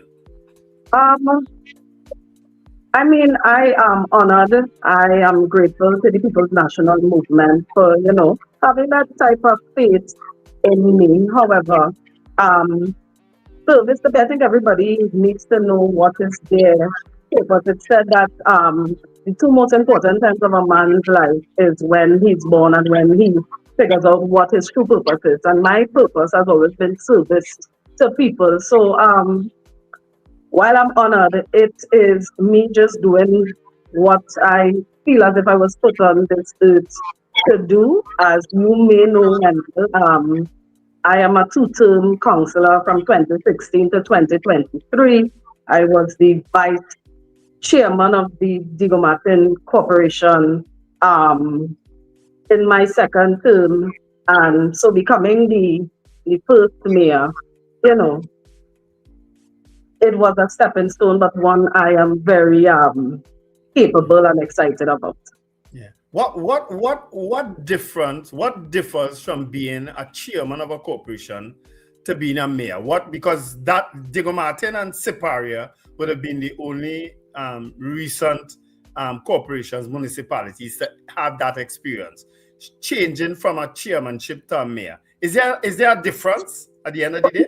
So let me just say, in my personal opinion, I don't feel as if there's a difference. I as you know, I'm also the chairman of Talga, right? And so I represent all local government representatives, whether it's PNM or UNC. I represent everybody. And in liaising with other chairmen and mayors on both arms, there's really no difference. We have the same responsibilities. The stipend, I like to call it, is the same. There's really no difference. We attend the same meetings. So in my opinion, we all are charged with the same set of responsibilities. It's just that you're a mayor, you become a mayor because your region is considered a borough. Now, I want to get in straight to the story that's trending recently, Mayor, and that has gone viral. I don't know. We didn't get a chance to show it this morning, but we probably will, in terms of what you would have experienced down in your own borough as mayor. And I mean, I was listening to a program yesterday, and where somebody said maybe the mayor needs to let people know she's the mayor and go out more often into these areas and so on. And I said, well, at the end of the day, it really didn't matter who she was. Respect is respect. But do you feel that a lot of people know that you are the mayor? And tell us about that experience after. Sure. So let me just say that live I actually did was actually on forestry workers. I was at our corporation building, which is right in front of West Park. I can actually stay while I'm here. I'm staying from my office. I'm seeing people walking, seeing cars parked, seeing people using the park right now. I'm literally there sometimes on a daily basis, just going to say hi. I was actually doing a live on forestry workers. I have been looking at the hill, and a lot of people here, forestry workers get sent home, but they really don't know what these forestry workers were doing.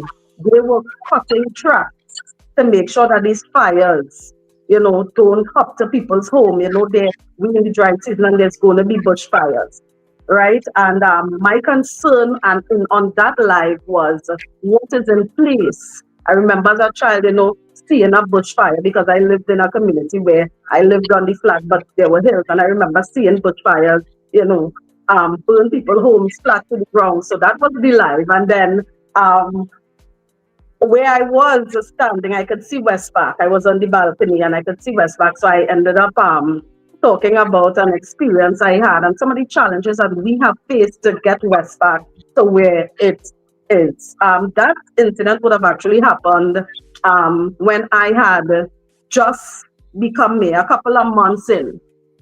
I had just become mayor. Our Borough Day celebrations was coming up, and I was there. We intended to host some events there, and I was there, just looking around. I walked from the building to the park. I didn't have my driver or anything with me. However, the police did follow me because they know I don't like it, but they were a distance away following me. And they parked up and I was just there and this lady just walked up and she was like, what are you doing? What are you doing? Just standing here. You're not walking. You're not running.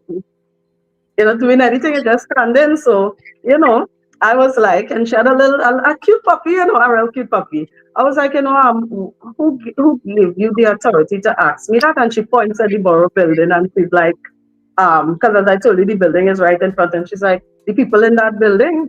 So I tried my best not to chuckle, and I said, well, the people in that building also gave me the authority to stand here, if I wanted to. And she was like, well, you're scaring my dog. And in that instance... While you standing there, you were scaring her dog? Yeah. Right. Yeah. And in that instance, I was like, as I said, something hits you like, what am I experiencing here right now? You've heard about it. No, it wasn't really a surprise. But someone... It was a Caucasian person there? Was it a Caucasian? Yes, okay. yes. Let's get that out of the way. Yes. And it wasn't a surprise based on, letters we would have gotten in the past from people writing us to tell us that they saw young men using the park and they looked like if they were from cokeries and they were fearful for their lives. We've gotten complaints of, people that we approved to use the park for events, people complaining and telling them that they're making too much noise. I'm talking about children training and sports clubs using the park. We've gotten, calls. We've had, I remember a couple of, a Christmas, we collaborated with the Trinidad and Tobago Defense Force to assist 300 children within the region with Christmas toys and treats. It was a whole event and we rented them a particular part of the park. And before you know it, there were drone footages of the event and people were condemning that, so it wasn't really, a surprise to me, but it did hit. I was like, okay. So then by this time now, the officer is, because when the lady said, you're scaring my dog, she said it's a bit loud. So the officer came over and he was like, co-worship, is everything okay? And I was like, all is well. Could I get a ride back to the corporation? Because by that time I was out of it because I think I didn't trust myself, to not respond. How you would respond? Yeah, in some kind of way. So I decided to leave. And, I saw the look on her face when she realized, who I was. And, I felt as if I didn't owe her anything. I didn't need to stay for her to say anything to me or to say I didn't know you were the mayor, whatever. And to those who are saying or who may think that, if I had said who I was, maybe, listen, I could have been the janitor. I could have been the security guard. I could have been the stores clerk. I could have been the financial officer. It doesn't matter who I was. I could have been anyone. I could have been from Cokery, Victoria Gardens, Bagatelle, Blue Basin, Horus. It doesn't matter. That park is a park for all. Even if someone wants to come and just stand there. It's a beautiful park to stand and watch. Yeah. So has she reached out to you since? No, so to be honest, I didn't know. I had never seen that lady before. I mean, it's a park. Hundreds of people use that park. I don't know if she has reached out. There's some committees that reach out, write letters sometimes. The other day we had an incident where there we started getting calls because there was a sign put up in the park with rules for the park that wasn't put up by the Borough Corporation.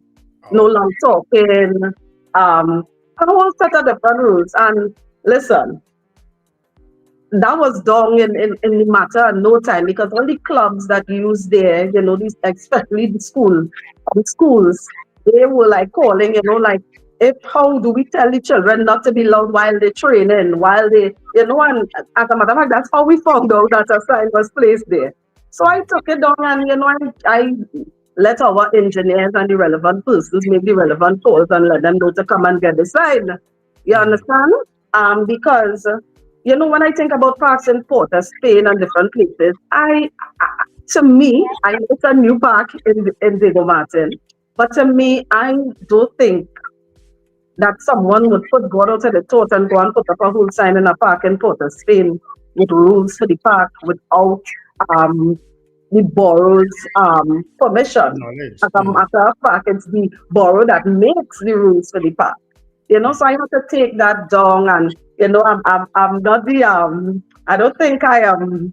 But the other day there was a child's party, and somebody's with a phone, recording children jumping in a bouncy castle, and you can see the displeasure, on their face. But since especially over in the last year and a half, that park, you all should visit, come and see it on an evening. It's filled with people. We have some ideas for the park.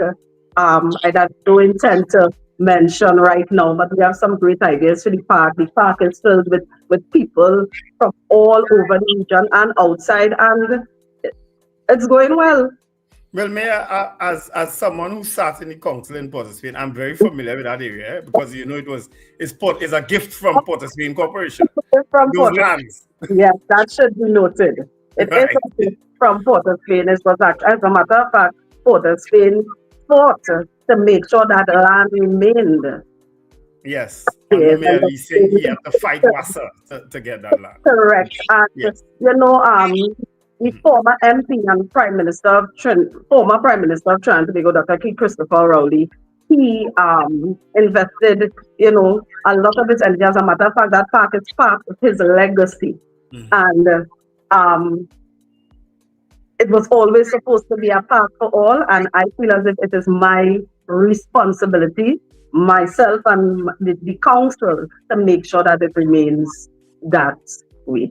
Yeah. But I have to also tell you too that it's not unusual that residents who live around a park kind of almost want to claim ownership.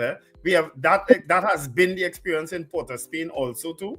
I'm sure you all would know very well about Wildflower Park, and there's a park in St. James that had a festival after Carnival that certain residents felt that should be the only thing held there. So when councillors in the past would have had Christmas parties for children and so on, people would want to know, well, why are they using the park? Anyway, so it's not unusual that people who reside around a park want to claim like they own the place. You understand? But you also would have encountered a situation at the roundabout, if I'm not mistaken, quite recently too, where a wall was being put up on that wall by Westmoreland. What was that about? So we would have gotten a call. Well, I would have gotten a call from the MP, the Honorable Hansi Bean, and some other residents about this wall that was going up. So it was night time. I couldn't do nothing at that. I couldn't do anything at that time. And I made the relevant calls to the corporation because for me, a wall going up on a roundabout. It's crazy. So my intention was to break it down the next day. I know the borough didn't give any approval.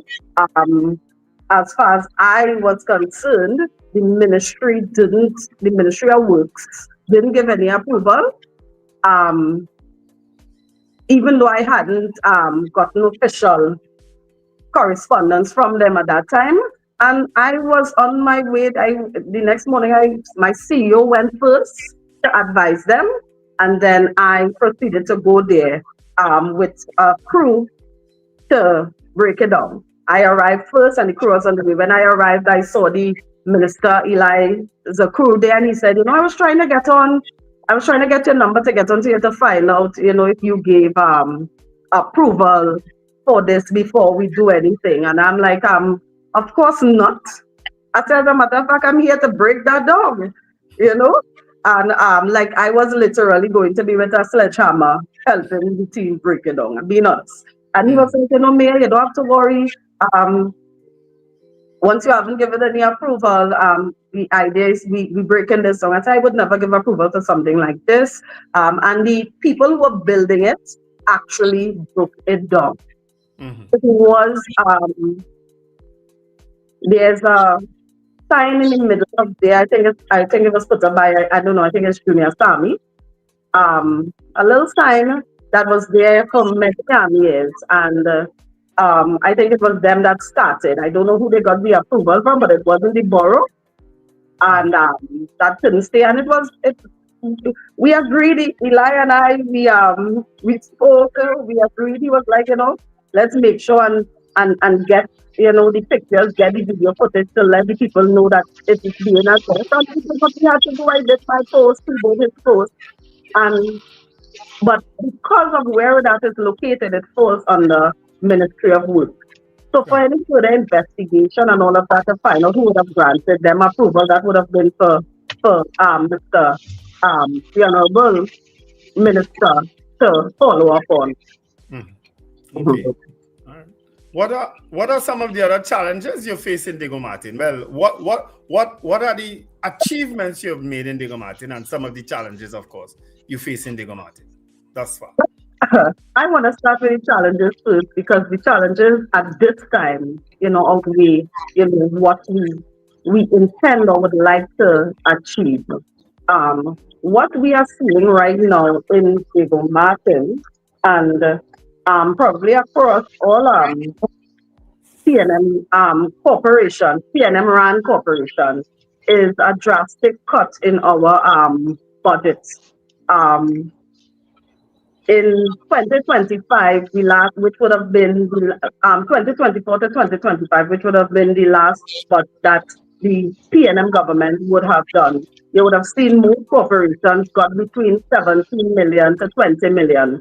San Fernando and Port of Spain getting the most because they are cities, right? However, in the 2026 budget, our corporation allocations like under development projects decreased drastically. And I want to use Diego Martin Borough Corporation and Sabonas Borough Corporation as an example. Under the last PNM budget, Diego Martin Borough Corporation and Sabonas Borough Corporation would have gotten 17 million. Sabonas got 17.2 million, and Diego Martin would have gotten 17.4 million. Now, Diego Martin has 10 districts, while Sabonas has 8 districts. So I'm using those because it's the closest comparison, right? However, in the 2026 budget, put forward by the UNC government, Diego Martin got $11 million under development projects. That is a $6 million decrease. But guess what? Sabonas got $37 million in that budget. $37 million, which is a $20 million increase. So it is glaring, and it's across the board. I know that it may be difficult, but it's here for all to see. I've posted it. This is a document that I would have created for people to have a better understanding. And what that does is it means that most of what we intended to do, what we would have liked to do, we can't, because apart from the government saying this is the amount you're getting on the development project, they also break it down as to how much money you can, what out of that you can use for what. So like, for example, out of that $11 million, they have stated that we can only use $500,000 to do road work. What does that mean for Diego Martin? In Diego Martin, in the Diego Martin Borough Corporation, we try to split the funds equally among councillors, right? So $500,000 for road work, that's like road paving, right? It means that each councillor would be entitled to $50,000. The average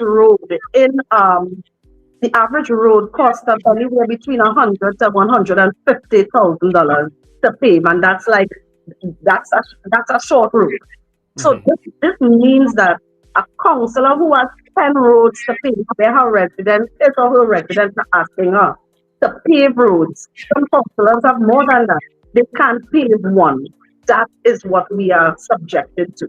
So we are forced now to either try and tap in, to either try and do, it is difficult. There's also a challenge with scavenging as well. As you may know, most P&M corporations got a decrease in scavenging. So garbage pickup, like by us, we went from 28 million to 23 million, an 18% decrease. The other issue that we continue to face as well, even though money is allocated to a corporation, right? Even though the money is allocated doesn't mean, and Wendell, you would know this. Yeah, release. It doesn't mean release. Yeah. Doesn't mean money released for receipt, right? So the Ministry of Finance still has the last say on how the money is used. So sometimes you see months where you are not even getting those receipts. Yes.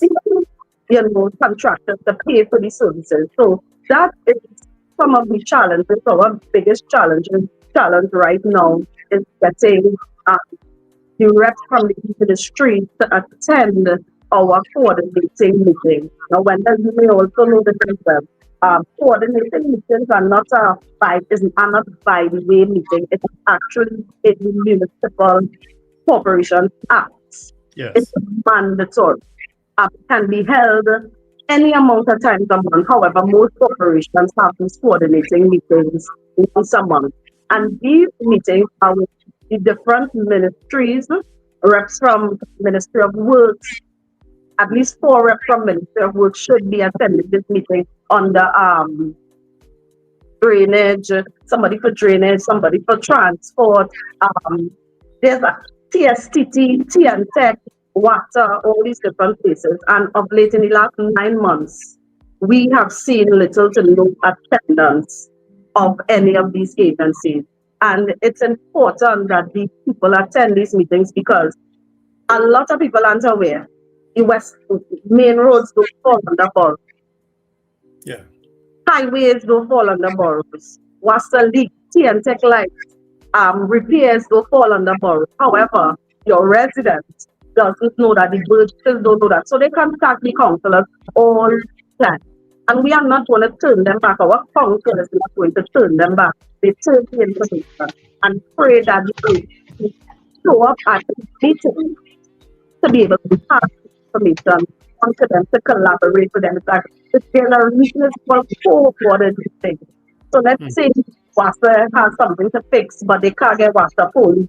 They would let us know, well, we really want to fix this leak, But guess what? We don't have police right now. We would say at that meeting, well, here's what, we would lend you our municipal police and work together to get it done.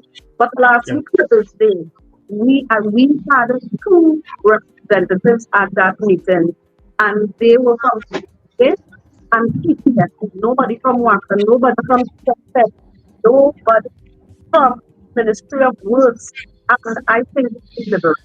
So what I would have done, I would have written a letter to the Minister of Local Government yesterday. Our CEO is also working on writing letters to different ministries and asking that these people come out so that we could have better. Yeah, I was going to ask you what is the CEO's involvement in it in terms of ensuring that that these state agencies attend to the regional coordinating meeting. Is that it? I think we losing you there, Akeliah. We're not hearing you. I'm hearing you. Right. We were losing you a bit, yeah.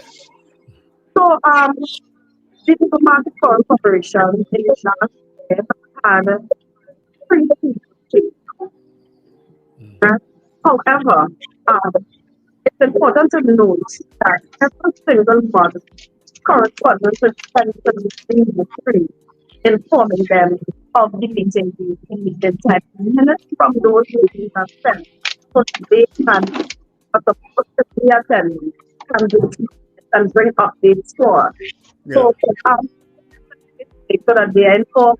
However, because of what we consider to see, I've asked this new team who has been with us for 2 months to write to the ministries asking. And the reason why I've asked this studio to do it, I intend to do it, but I'm asking it to do because I want to be very honest with you.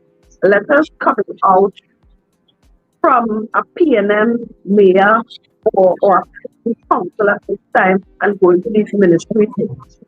That's good. Because we are automatically blacklisted.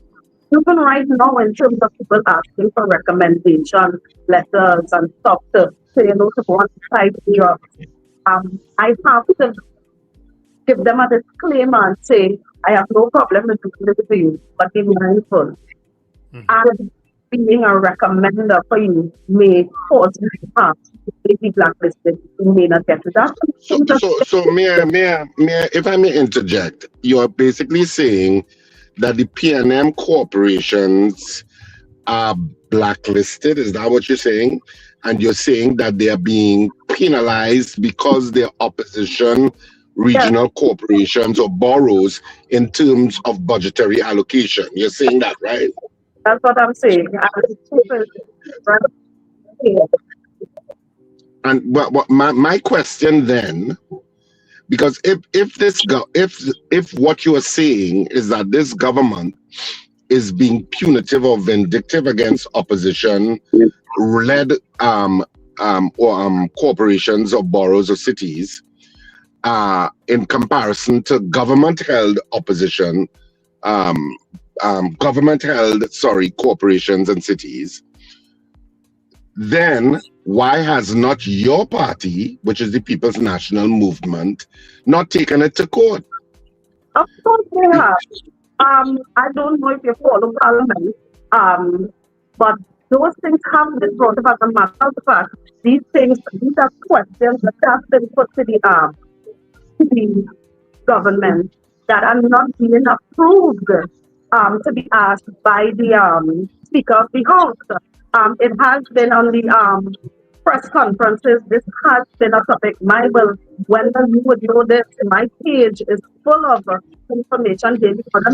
No, but have they filed an action in court with regard? Let's look at budgetary allocation, which was a talking point even on this program when it was done, when the Minister Tanku and gave the budget, and it became glaring that there were subvention shortfalls in terms of corporations run by the opposition.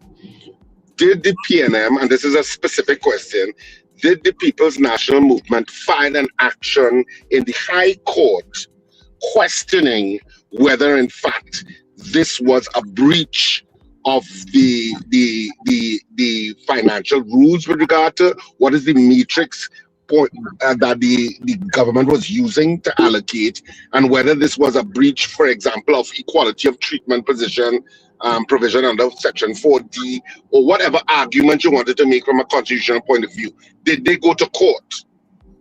No, they didn't. However, that something that may happen. It's important that in order for something to happen. But I can't say that local government, the minister, right, to the process of concern, under myself, I have continued to, undertake. However, that I think that it's important that understand that whether the two corporation are reached by CN,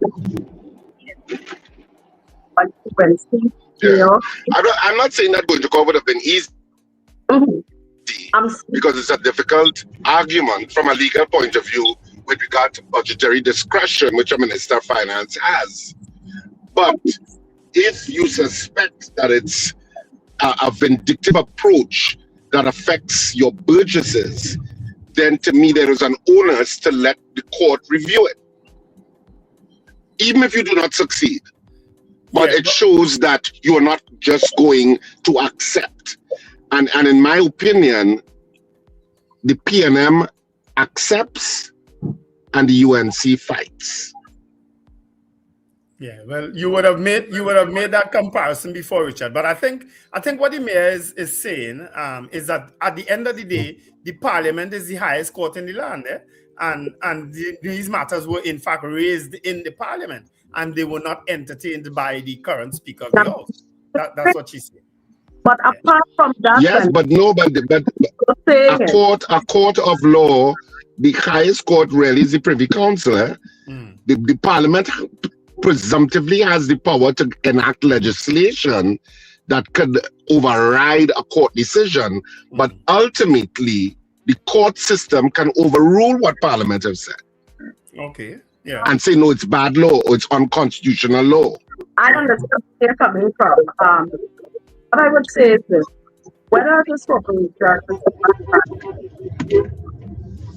whether Safari by a UNC council, it doesn't matter. We are in this because service to people.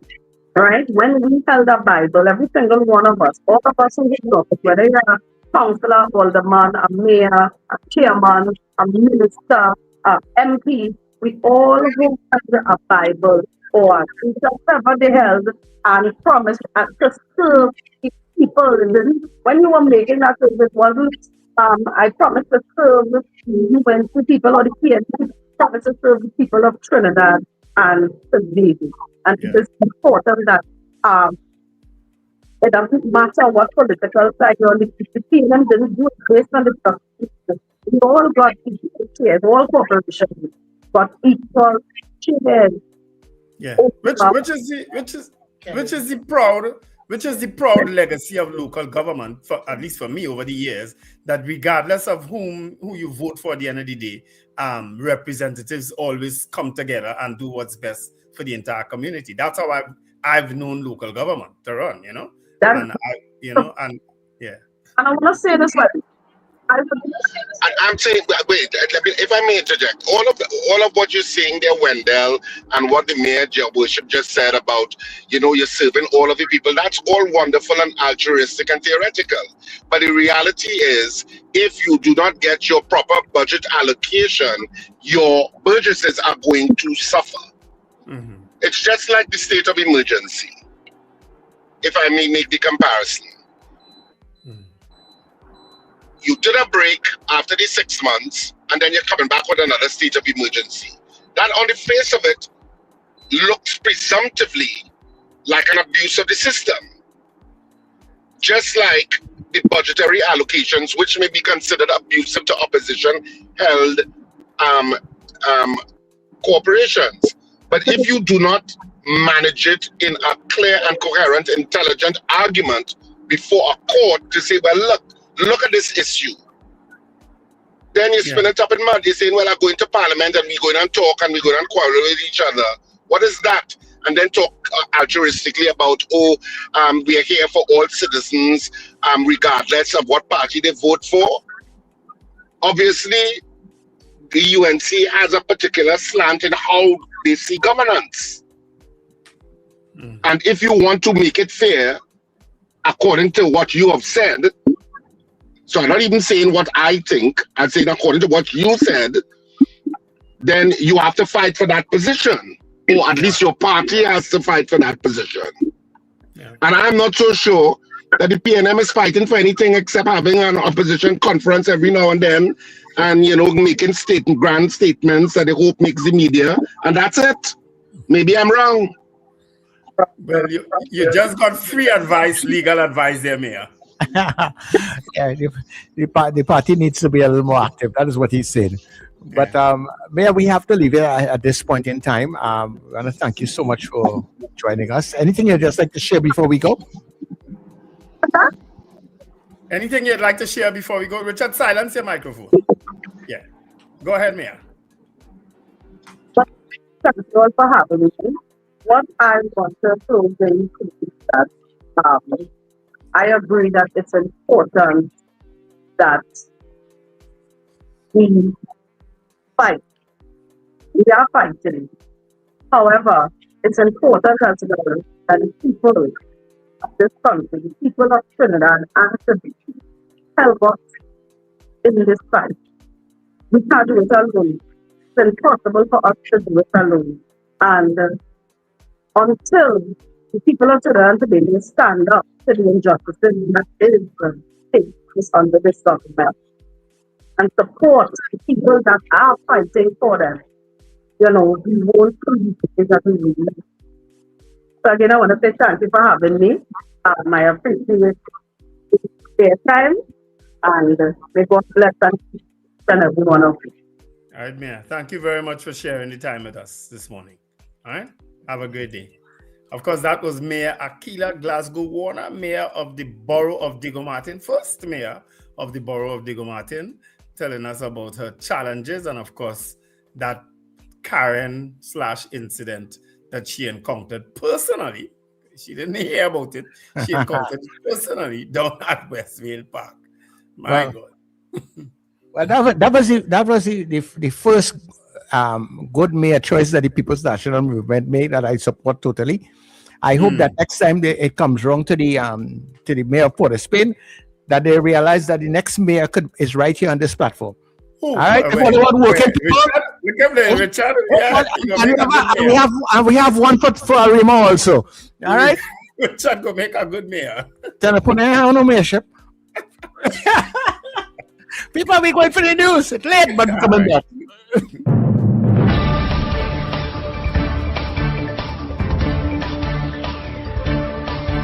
The news you need, the clarity you deserve.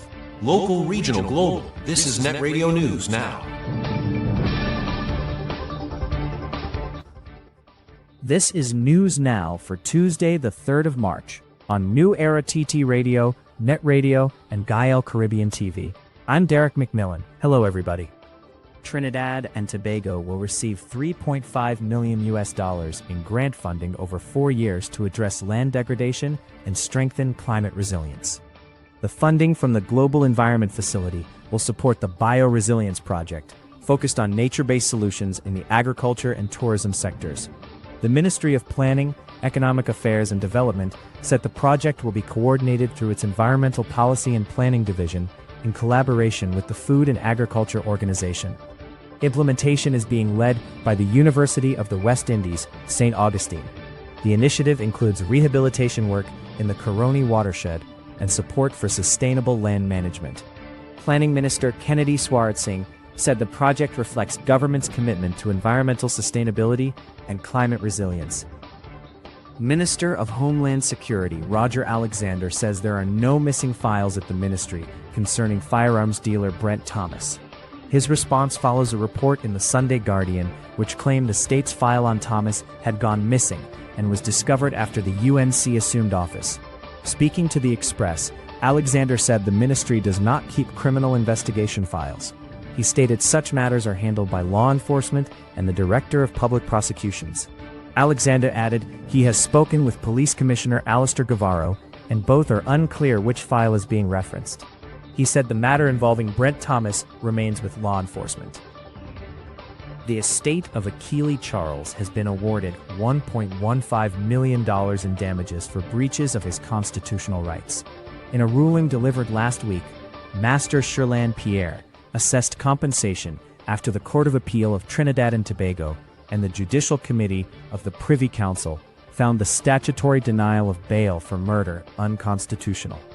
Charles spent nearly 8.5 years on remand at the Port of Spain prison without being able to apply for bail. He was later discharged after a no-case submission.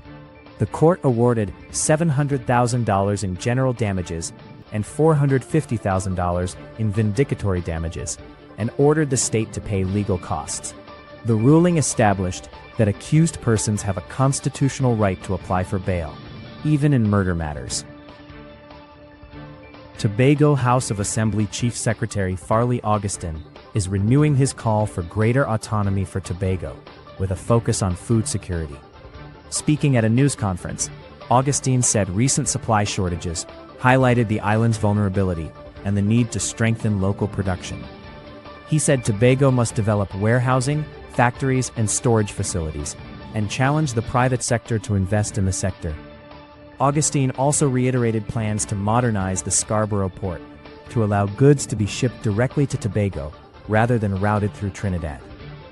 THA Finance Secretary Pedelan Roberts also outlined a loan guarantee initiative to help registered businesses access commercial bank financing. In the region, Cuban President Miguel Díaz-Canel says his government must immediately prioritize urgent economic and social reforms as the island faces dwindling oil supplies and deepening crisis.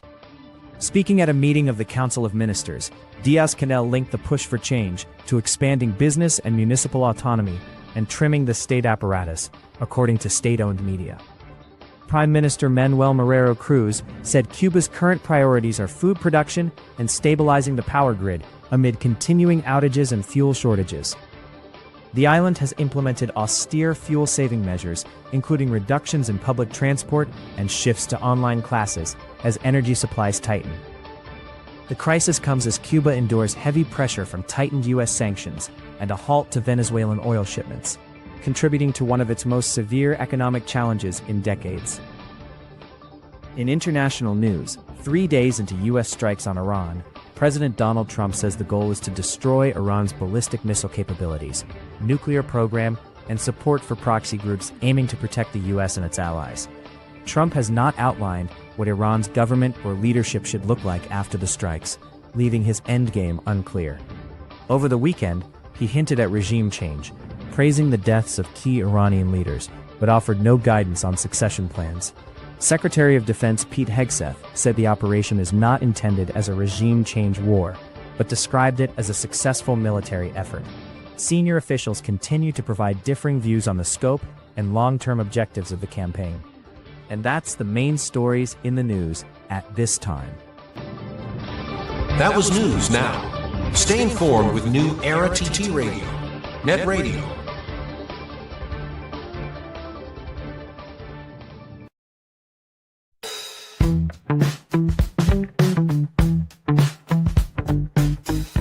S&H Rumbox, 137 Western Main Road, St. James, for all your retail and wholesale needs for alcohol and non-alcoholic beverages. Call us at 686-0599 or visit us at 137 Western Main Road, St. James. S&H Rumbox, drinking out of the box. End times is here. Are you prepared? Check us on New Era TT Radio or NETT Radio with Brother Raka and Brother Yatazakawa on Mondays from 7 to 8 p.m. End times is here. Stay tuned. Save more now at Furniture Plus. Get a pair of pillows for only $49, queen mattresses from $7.99, free gifts with select purchases, plus extra discounts on higher purchase plans. Hurry, visit any Furniture Plus showroom today.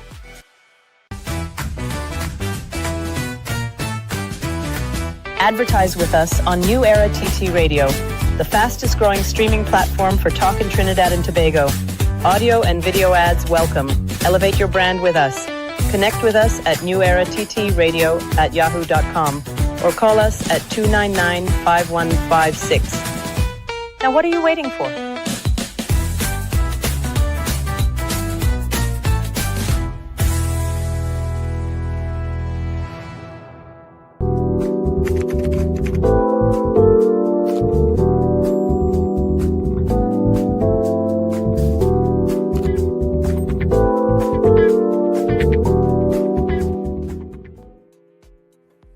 Okay, everybody, as we welcome you back to the breakfast show, the final session. It's now 14 minutes past the hour of 8 o'clock. It's Tuesday morning. And of course, it's good to be here with you as we close off this session in a short. Try and get a couple of your calls just now. Listening to the mayor there, and I understand perfectly what Richard is trying to, how I should say it, boy, to get the opposition to understand. There are things that they can do, but they are they're passive. They just seem to just be willing to accept certain things. I saw that there was some freedom of information challenge that they were trying to get something the other day, last week or something, with Stuart Young and somebody else. But I don't think it was one of the major issues that is facing us right now. It was a minor situation, and there are so many major issues that they should be challenging in a particular kind of way, and they're not. But that's how the PNM has always been, Even in government, the PNM really makes a big issue. It's like and that's why the PNM loses support, because they take things for granted. They take people for granted. That's what happens. Unfortunately, I tell you, they didn't like a lot. I tired talk, and again, as I say, I'm not. They keep on talking. That's your party. You keep on talking. No. I was always country before party. Always, which is why, as I say, I used to get in a lot of trouble. Well, when I say trouble, I used to get, how I should put it, victimized, for want of a better word, or kept back. You know what I mean? I didn't crave office. When I lost in 2010, I was prepared not to ever be in politics again. As the politicians came back to me and asked me, hey, we want you back involved. That's how I went back in 2013. In 2016 again, when they wanted to get rid of me permanently now, you understand? It's the same Prime Minister, Dr. Rowley himself, who said to them, hey, I want Wendell to continue. And so if all you don't want him to be an elected official, I am going to make it an appointed official. And that's how I remained. But I was always open in what I was saying. It had a local government. Nobody then push for you, so when the mayorship came up. No, they wouldn't push for me. They push for people who they can control. You can't control me if I think you're doing something wrong, if you're saying something wrong. You will never get me to say, no. You think now that I'm here, assistant Khadija, if she's doing something wrong, that I would just say nothing? No, I'm not that type of person. So I would take nothing. I would do nothing. I prefer to do nothing and stay far away from people sometimes than to take your crap. You understand? Which is what this radio station has given me the freedom to speak. The minute you, boss man, you and the other boss people say, hey, you can't say that, I am done. Gone. You can't say that, Wendell. Oh, you can say that up there. I am done. I'm done. So people see who we are a little bit, right? Gone. All right, okay. Richard, you got the coconut from Cedros? Yeah, well, Scandal in Cedros is on this weekend again at the Central Bank Auditorium. And as I said to people, it's early because, it was fantastic over the weekend, Saturday and Sunday. And we are back this Saturday and Sunday at 8:30 p.m. on Saturday and 6:30 p.m. on Sunday. And of course, tickets are available at the Central Bank box office from 12 noon to 6 p.m. daily. I know lots of people went yesterday. I kid you not when I say get your tickets early. You may think I may be exaggerating, but okay, if you think so. You can get tickets at the outlets at K-Squared Fashions in Eastgate, West Mall, and Brentwood Mall in Chagonas, as well as in Jabili Rawa in Tunapuna, and Tony's Florals in Valpark Shopping Plaza, which is just beneath Valpark Chinese Restaurant. You can't miss it. Electronics in Arima and Sharflair Auto Services in Sharflair. You can also purchase tickets online. Check RSR Productions Theatre on social media for the process in accomplishing that. But yeah, we're looking forward to it. We had so much fun over the weekend on Saturday and Sunday. And of course, we continue this weekend again in Central Bank Auditorium before we head to San Fernando next weekend at Naparima Bowl, which we haven't been to in a while. So we'll be at Naparima Bowl in San Fernando next week, Saturday and Sunday. So Southerners, we're coming down to San Fernando next week. But this week, we are still in Port of Spain. 2 more nights at Central Bank Auditorium this Saturday and Sunday. All right. So now you know. So let's see if we can take a couple of calls. Charlie, Richard pick up a nice Spanish from down Cedros. All right. Okay. So Cedros is the place to go. Cedros is definitely the place to go. All right. Yes. I can hear my name being called in a particular way. Anyway, we're going to the lines, people. Let's take a couple of calls before we get out of here this morning. Hi, good morning to you, caller. Hello, caller. What do you believe the man going on? Man, hold on for so long and go on, boy. All right, okay. Call me back, Virginia. Call me back. KB, good morning to you. Yeah, good morning, gentlemen. What I want to talk about is actually this state emergency thing. It clearly seems that this government don't have a clue to run crime, right? Because if you had to call a state emergency again to run to get this crime into control, it clearly seems that they don't have an idea how to do it, right? Because the TTS has failed miserably, and they don't want to step down. They don't want to at least admit they had fault and ask for help, because they could get help. Simple what you already speaking only, and the callers will be calling. Oh God, take somebody advice, man, and let me get this thing together, man. Oh God, it's overbearing presently right now. Everything so far, it have not worked, and I think this government have to see that it's not working. State emergency is not the main reason to fight crime. If the TTS can't help for the TTS, find help for them. Yeah. It has to do it. Right, so take care and have a good day, brothers. Yeah, thanks very much, KB. Lincoln, good morning. Good morning. Here's what my hypothetical question is. Had the Zozo work, would we still be in a state of emergency today? Well, no. Had the Zozo had been accepted? Yes, well, so if it was passed, were we still going to be in a state of emergency after 3 murders today? That's a good No, question. they're just locked down wherever 2 or 3 areas that they had a lockdown. Yeah, but since the Zozo bill had failed, we had a double murder in Cuba. We had this triple murder somewhere. We've had several murders since that. So the government, by extension, the police, would have been reactive to murders and crime and just running down in every district, installing Zozo all over the place. So it's like every couple of days, so we lock down Shagwanas, and then 2 days after we lock down Kirap and lock down Kufa, and I don't know if we recognize it's the same strategy that we police have been doing for the longest time. Everywhere there's a surge crime, the police run and put a police post. That has been the police strategy to crime for the longest time.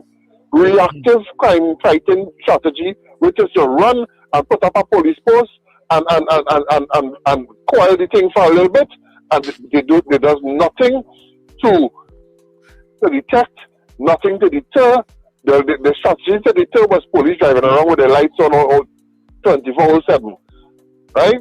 And we still having murders with that. Police, the criminal element just see when the lights come in, wait till the lights gone, and do the home invasions right after the lights pass. Yeah. It is the most ridiculous, reactive crime fighting tool that I've ever seen.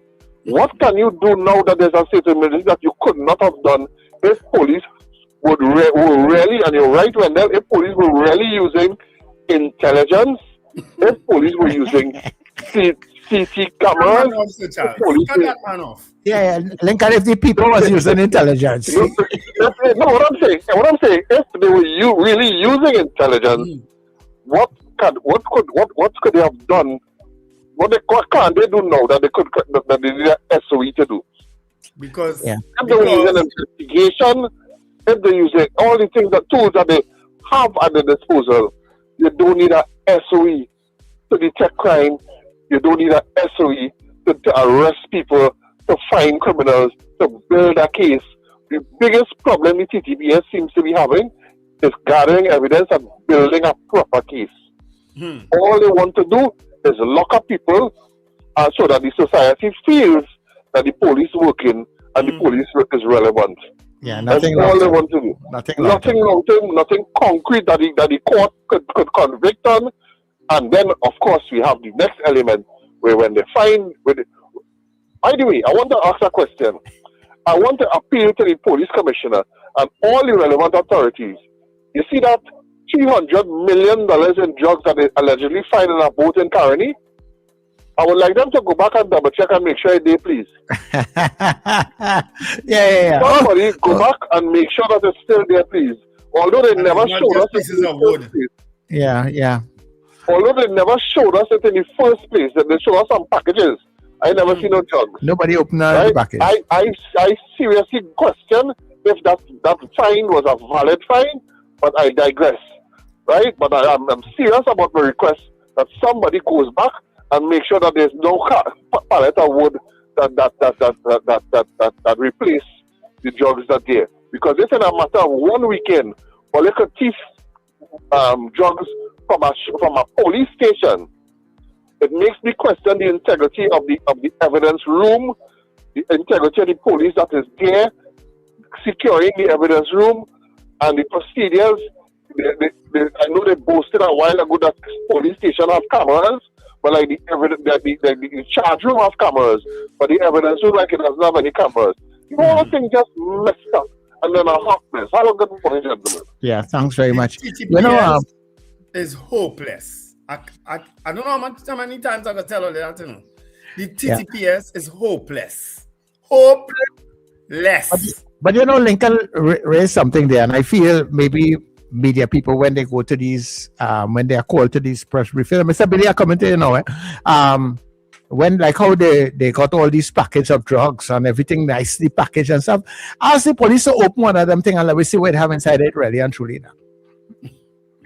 So let's make sure they're ready finding drugs. Hello, good morning to you. They find the blocks of wood though. Well, yeah. All I can say, Bacchanal is serious, boy. Bacchanal is serious. That last caller, boy, is Bacchanal is serious. Richard, I'm going my Bacchanal. I want to make two quick points because I know you're wrapping up now. One is I want to congratulate the West Indies team for good showing at the World Cup, which is still going. We have the semi-finals tomorrow and the semi-finals on Thursday. So I want to congratulate them, and I know that they stuck in India with the Middle East conflict, right? And I wish you the best and they come back home to the Caribbean safety to their family. Well done, Wesley. I'm proud of you. Second thing is that interview with the mayor there. I listened to the mayor there, and I know her well. Her brother was in the army with me in Caranat. And it sounded like we're not in Trinidad. It sounded like me like in the days of Rhodesia and Ian Smith and all them, that Caucasian person they spoke about, it seems to me like he or whoever that person is very, very racial and doing how people shouldn't be around in society in terms of how we should be behaving and have access to a community. That person there is a sick-minded person. Telling the mayor, right? She might not have known the mayor too, but telling any individual that you're scaring a dog, that was a real one that hurt me. And I think I want to apologize to the mayor for somebody who lives in publicity to me here, that is very unacceptable. And I like how the mayor said to make sure and put up things so that people can be able to use it back. I go across there and walk sometimes in the evening with my colleague downstairs. The third point is that the state of emergency. Everything that caller said, I say go to the front of the car. Because I will call in a senior government minister and letting her know I am a supporter of this government. And if you all in putting things in place with the NSC, with the National Security Council meeting, to do something with these criminals. Because the caller said, they were just watch and smell the police passing, and then they had a gun, they come out with the AR-15 and kill people. And this state of emergency will look like a flop. It will look like a watered-down thing. Do serious things, Honorable Prime Minister, so that the public will see tangible. You can't push back with these criminals. These criminals don't care nothing about your state of emergency, and they could go and buy the drug, they could do what they want, drive around the place, like I don't know the police don't be out to see them, and commit crime same way. Too much crime. I went to a funeral on Friday, just in closing. I went to a funeral on Friday for a bishop guy, I told you all who died. Bishop Victor Cook, I think we went to know the family.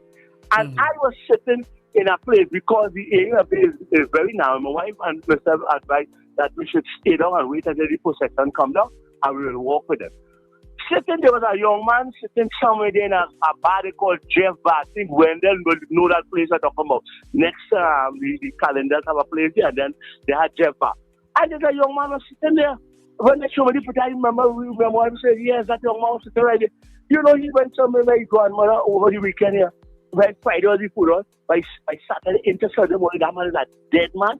Look at the photo I can share to you, Mr. Charles. Yeah, so I'm saying how fragile life have become in Trinidad. I saw this man on Friday, and by Sunday morning, he's a dead man. This is the life of Trinidad and Tobago. I don't want no part of it. I serve this country under national security, and I always have a passion for my community where I live in Powder Market. I will talk to the young people to turn them away from doing anything. And I want to say on this national radio, congratulate the young men of Powder Market in the way they conduct themselves from since I know them small going up, and they have maintained a high standard. I salute the youth of Powder Market this morning. Thank you all. Yeah, but that is probably because of the leadership that you all have in Powder Magazine there, Mr. Billy. Let me say thanks to the folks at Gael Caribbean TV, because I know at this point in time, this is where they would most likely be leaving us. All right, well, thank you very much. Looking forward to being in your company again tomorrow. So we continue. Hold on, take a couple of your calls, and just now we put a wrap on it. Caller, good morning to you. Morning again, Sir Charles. Morning, Tina. Well, I hope that people ain't leave us yet, because I want to say congrats to that having that mayor there this morning. And I know it's hard work of Mr. Wendell Stevens.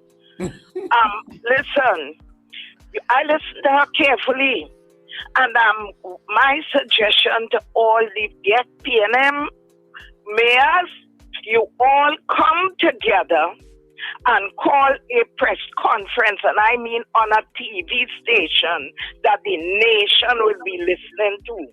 If only have to beg the members to pay, call on us to do so, because I see a lot of comments saying they didn't know that was the position to fix a road and the kind of money we are hearing here. No. They need to come out and let this be heard and let people know that they are being victimized.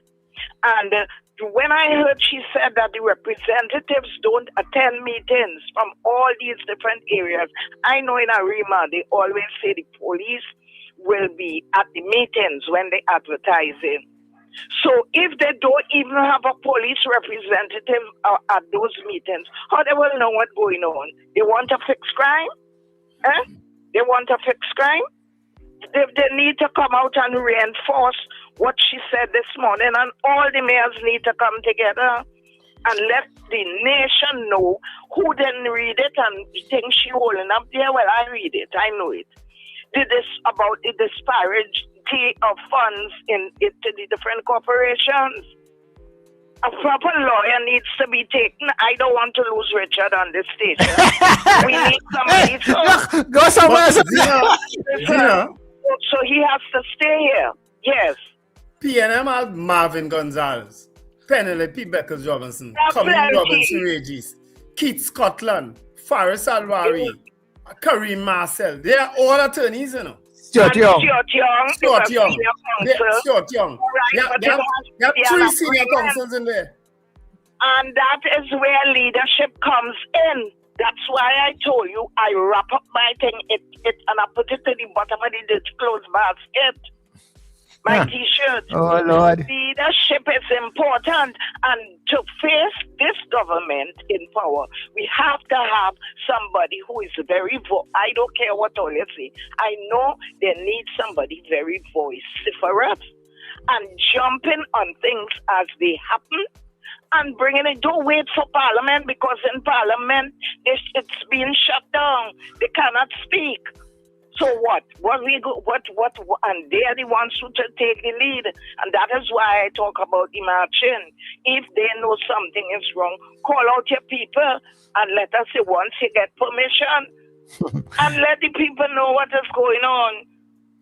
Yeah. They need all the mayors of the P&M corporations to get together and make it known. Thank you. And I'm glad Mr. Billy talk about it. Yeah, thanks very much, Hasina.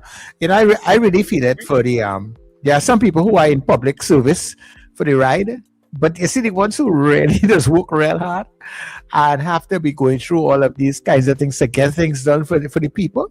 Oh my word, it is sad. It is really sad. Yeah. Right. When that whole woman, We're still live on Gaia, eh? We're still live? Yeah, we're still live. Excellent. Good morning. Good morning to Charles. Dabbity. Westmoreland's Dabbity. Good morning, Wendell. Good morning, Richard. Bush Dabbity. Morning. Booze.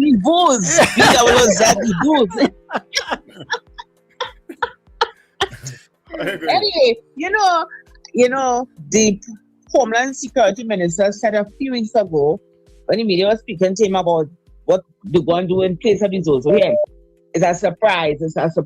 But you know, you always want things. It's a surprise. So I asked him, what is the surprise? I say, if I tell you, it ain't going to be no surprise. You know, this kind of language, right?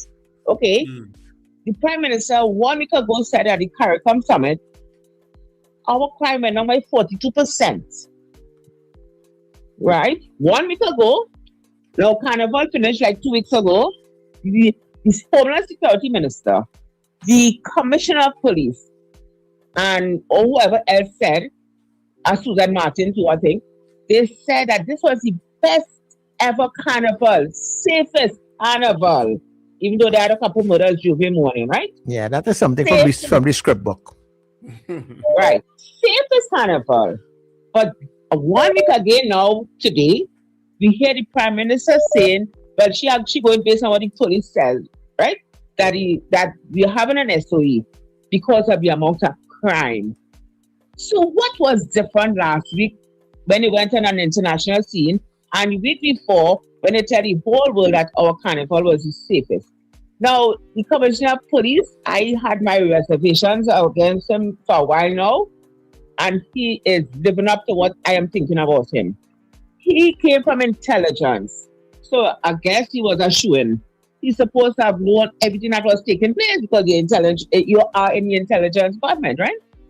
But to me, he ain't want to do his work. He is not getting his officers to investigate. What is the police role now when you have an SOE? Just to go and kick down people do one thing? That's all they want to do? They're not investigating, they're not taking time to do their job and only want SOE after SOE. Isn't this the fourth SOE from like how much months that is? 15 months? The fourth SOE? So when will we just be governed? And you remember Child, I told that in your program, you'll have SOE for the next 5 years. 5 years of because SOE. Prime Minister cannot run the country. She was accusing the last government of not being able to run the country because of the crime. But similarly, the same thing happened to her. And they want it easy. They want it nice. They say the SOE brought down murders. The Prime Minister said that. But guess what? The Commissioner of Police say is the hard work of his officers. Who are we to believe?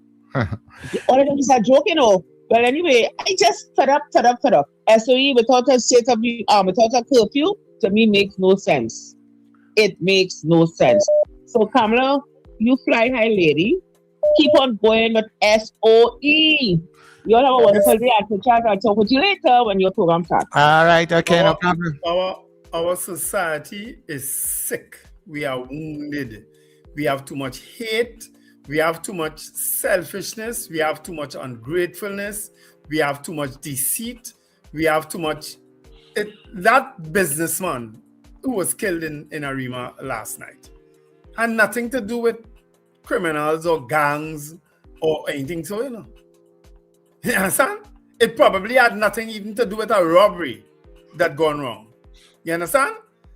This society is sick. It's probably some other incident that caused them to go and kill that man. Somebody to go and kill that man. You understand? Jealousy, envy, family issues. It could be anything. But the society we live in now, it is sick. People just, for people who pray plenty. And people who don't pray, well, I don't know what you're going to do. Start to pray. Hope plenty. That's all I can say. Start to pray. Let's take our final caller before we go. Caller, good morning. Morning, Jürgen. Local Virginia. Virginia is in the house. How are you going, sir? Yeah, man. Hey, I really called to talk about just to pine in on the interview you did with worship the mayor, but you know what? You're pressed for time. So listen, I just want to say I second the nomination, Mr. Speaker. Make the whip senior for the beginner. We need some energy here. I second the nomination, Mr. Speaker. I get a third. Bye. You're on mission. Have a good day. Yeah, you're on mission. That's a good all right, hold on there. I know I said that was the last call, but I saw this other one coming in, and I can't afford to leave this man out of the mix this morning. Captain Ron, good morning. Morning, gentlemen. Yeah, I just wanted to say I really enjoyed that interview you guys had there with the mayor. Very nice, especially to the ending. I understand what Richard was trying to do. That's a proper question because TNM needs to wake up. And also, Brenda, to hear me. I want you to know if you decide to run or go into politics again, I will make it my business and come down and vote for you and get other people to vote for you. All right. Yeah. He needs that kind of thing. All right. Bro. If Khadija Amin has a way, I might run for the UNC, Captain Ron, he cannot be, right now he does not want to go into the politics because he's expecting to head out to Addis Ababa. And if he goes there, he's not sure he would want to come back. So politics is second rate for him. I understand. When you go on Addis Ababa, we can always return and vote and we'll come back and forth. He can't perform his political duties there. You understand? So. All right. I understand. Thank you very much. Have a good day. Yeah. And good morning to all the people in Addis Ababa who was always locked on, listening. Yes. Good morning, when they come to morning. Trinidad and Tobago, I want to carry them down citrus so they can expect, experience some nice coconut. I had to go down there. I want to make a cookie broom. Yeah, I ready to make a cookie. Is that my cue to talk about scandals in citrus? I don't know. What's happening in Cedros this weekend, Richard? Well, I don't know what happened in Cedros, but I know what happened in Central Bank Auditorium about Cedros. And you know what was very interesting about that play on Saturday, Wendell? Is that they had a whole contingent from Cedros. Serious? Yeah, that came to the plane. Okay. Wow. From Cedros to watch the play on Saturday night. Sunday night also had some. So Cedros people are coming out from Cedros to Port of Spain, believe it or not. You know what happened there, Isn't that Richard? incredible? Richard, they probably must come to the play to see if there's anything that they need to carry out at the court for. Yeah, man. I talk about how relaxing and wonderful Cedros is in the play. So you know what? So Cedros scandal in Cedros is on this. Scandal in Cedros is on this weekend, of course, at the Central Bank Auditorium again before we head to San Fernando next weekend at Naprima Bowl. So tickets are on sale at the Central Bank box office from 12 noon to 6 p.m. daily. Get your tickets early. I told you tickets have been selling for this week. Since this weekend gone there, people have been buying tickets because we were sold out this weekend. And so we are on this weekend again, Saturday at 8:30, Sunday at 6:30. Tickets available at Central Bank box office, 12 noon to 6 p.m. and at K Squared Fashions in West Mall, East Gates, and in Brentwood Mall in Chagonas, Chapini Ravi in Chinnapuna, Electronics in Arima, Anthony's Florals in Balpark Shopping Plaza, and Sharflare Auto Services in Sharflare. As well as online, you can check RSR Productions Theatre online on Facebook and Insta and TikTok, and you can see the methodology in accomplishing purchase of tickets online. We're so looking forward to it. We had so much fun. People had, I think I had a fantastic time. We got to see just people had a fantastic time, I can tell you that. Because they were interviewed at the end of the play. And it was a big contingent to them. So, looking forward again this weekend. Do not miss it. Of course, New Era TT Radio continues on the stream, NewEraTTRadio.com and New Era TT Radio on TuneIn for excellent programming. Of course, despite whatever is going on in the world and whatever challenges you may have personally, remember to smile and laugh. It's great for your health. All right. Of course, morning, Jerere from West Palm Beach. Nice to have you on the show still.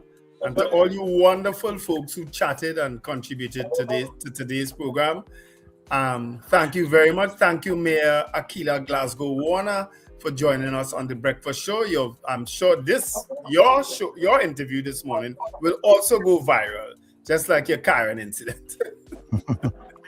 Yeah, and to all our people on our platforms on Facebook and YouTube, they'll come across and experience what goes on the other side of the breakfast show. Yeah? Yep. And remember, of course, we know you have a choice, and we're glad that you chose us. All right. So just in case you didn't know, remember to let go and let God. All right, and just in case you didn't know, this has been the breakfast show. Wendell? Okay. And the first one. No, I waited for you to say it. But it has been the breakfast show, people. Have an absolutely fantastic Get some coffee. Get up. It's the time to start the day. The breakfast show is here. We bring in the soca way. Yeah.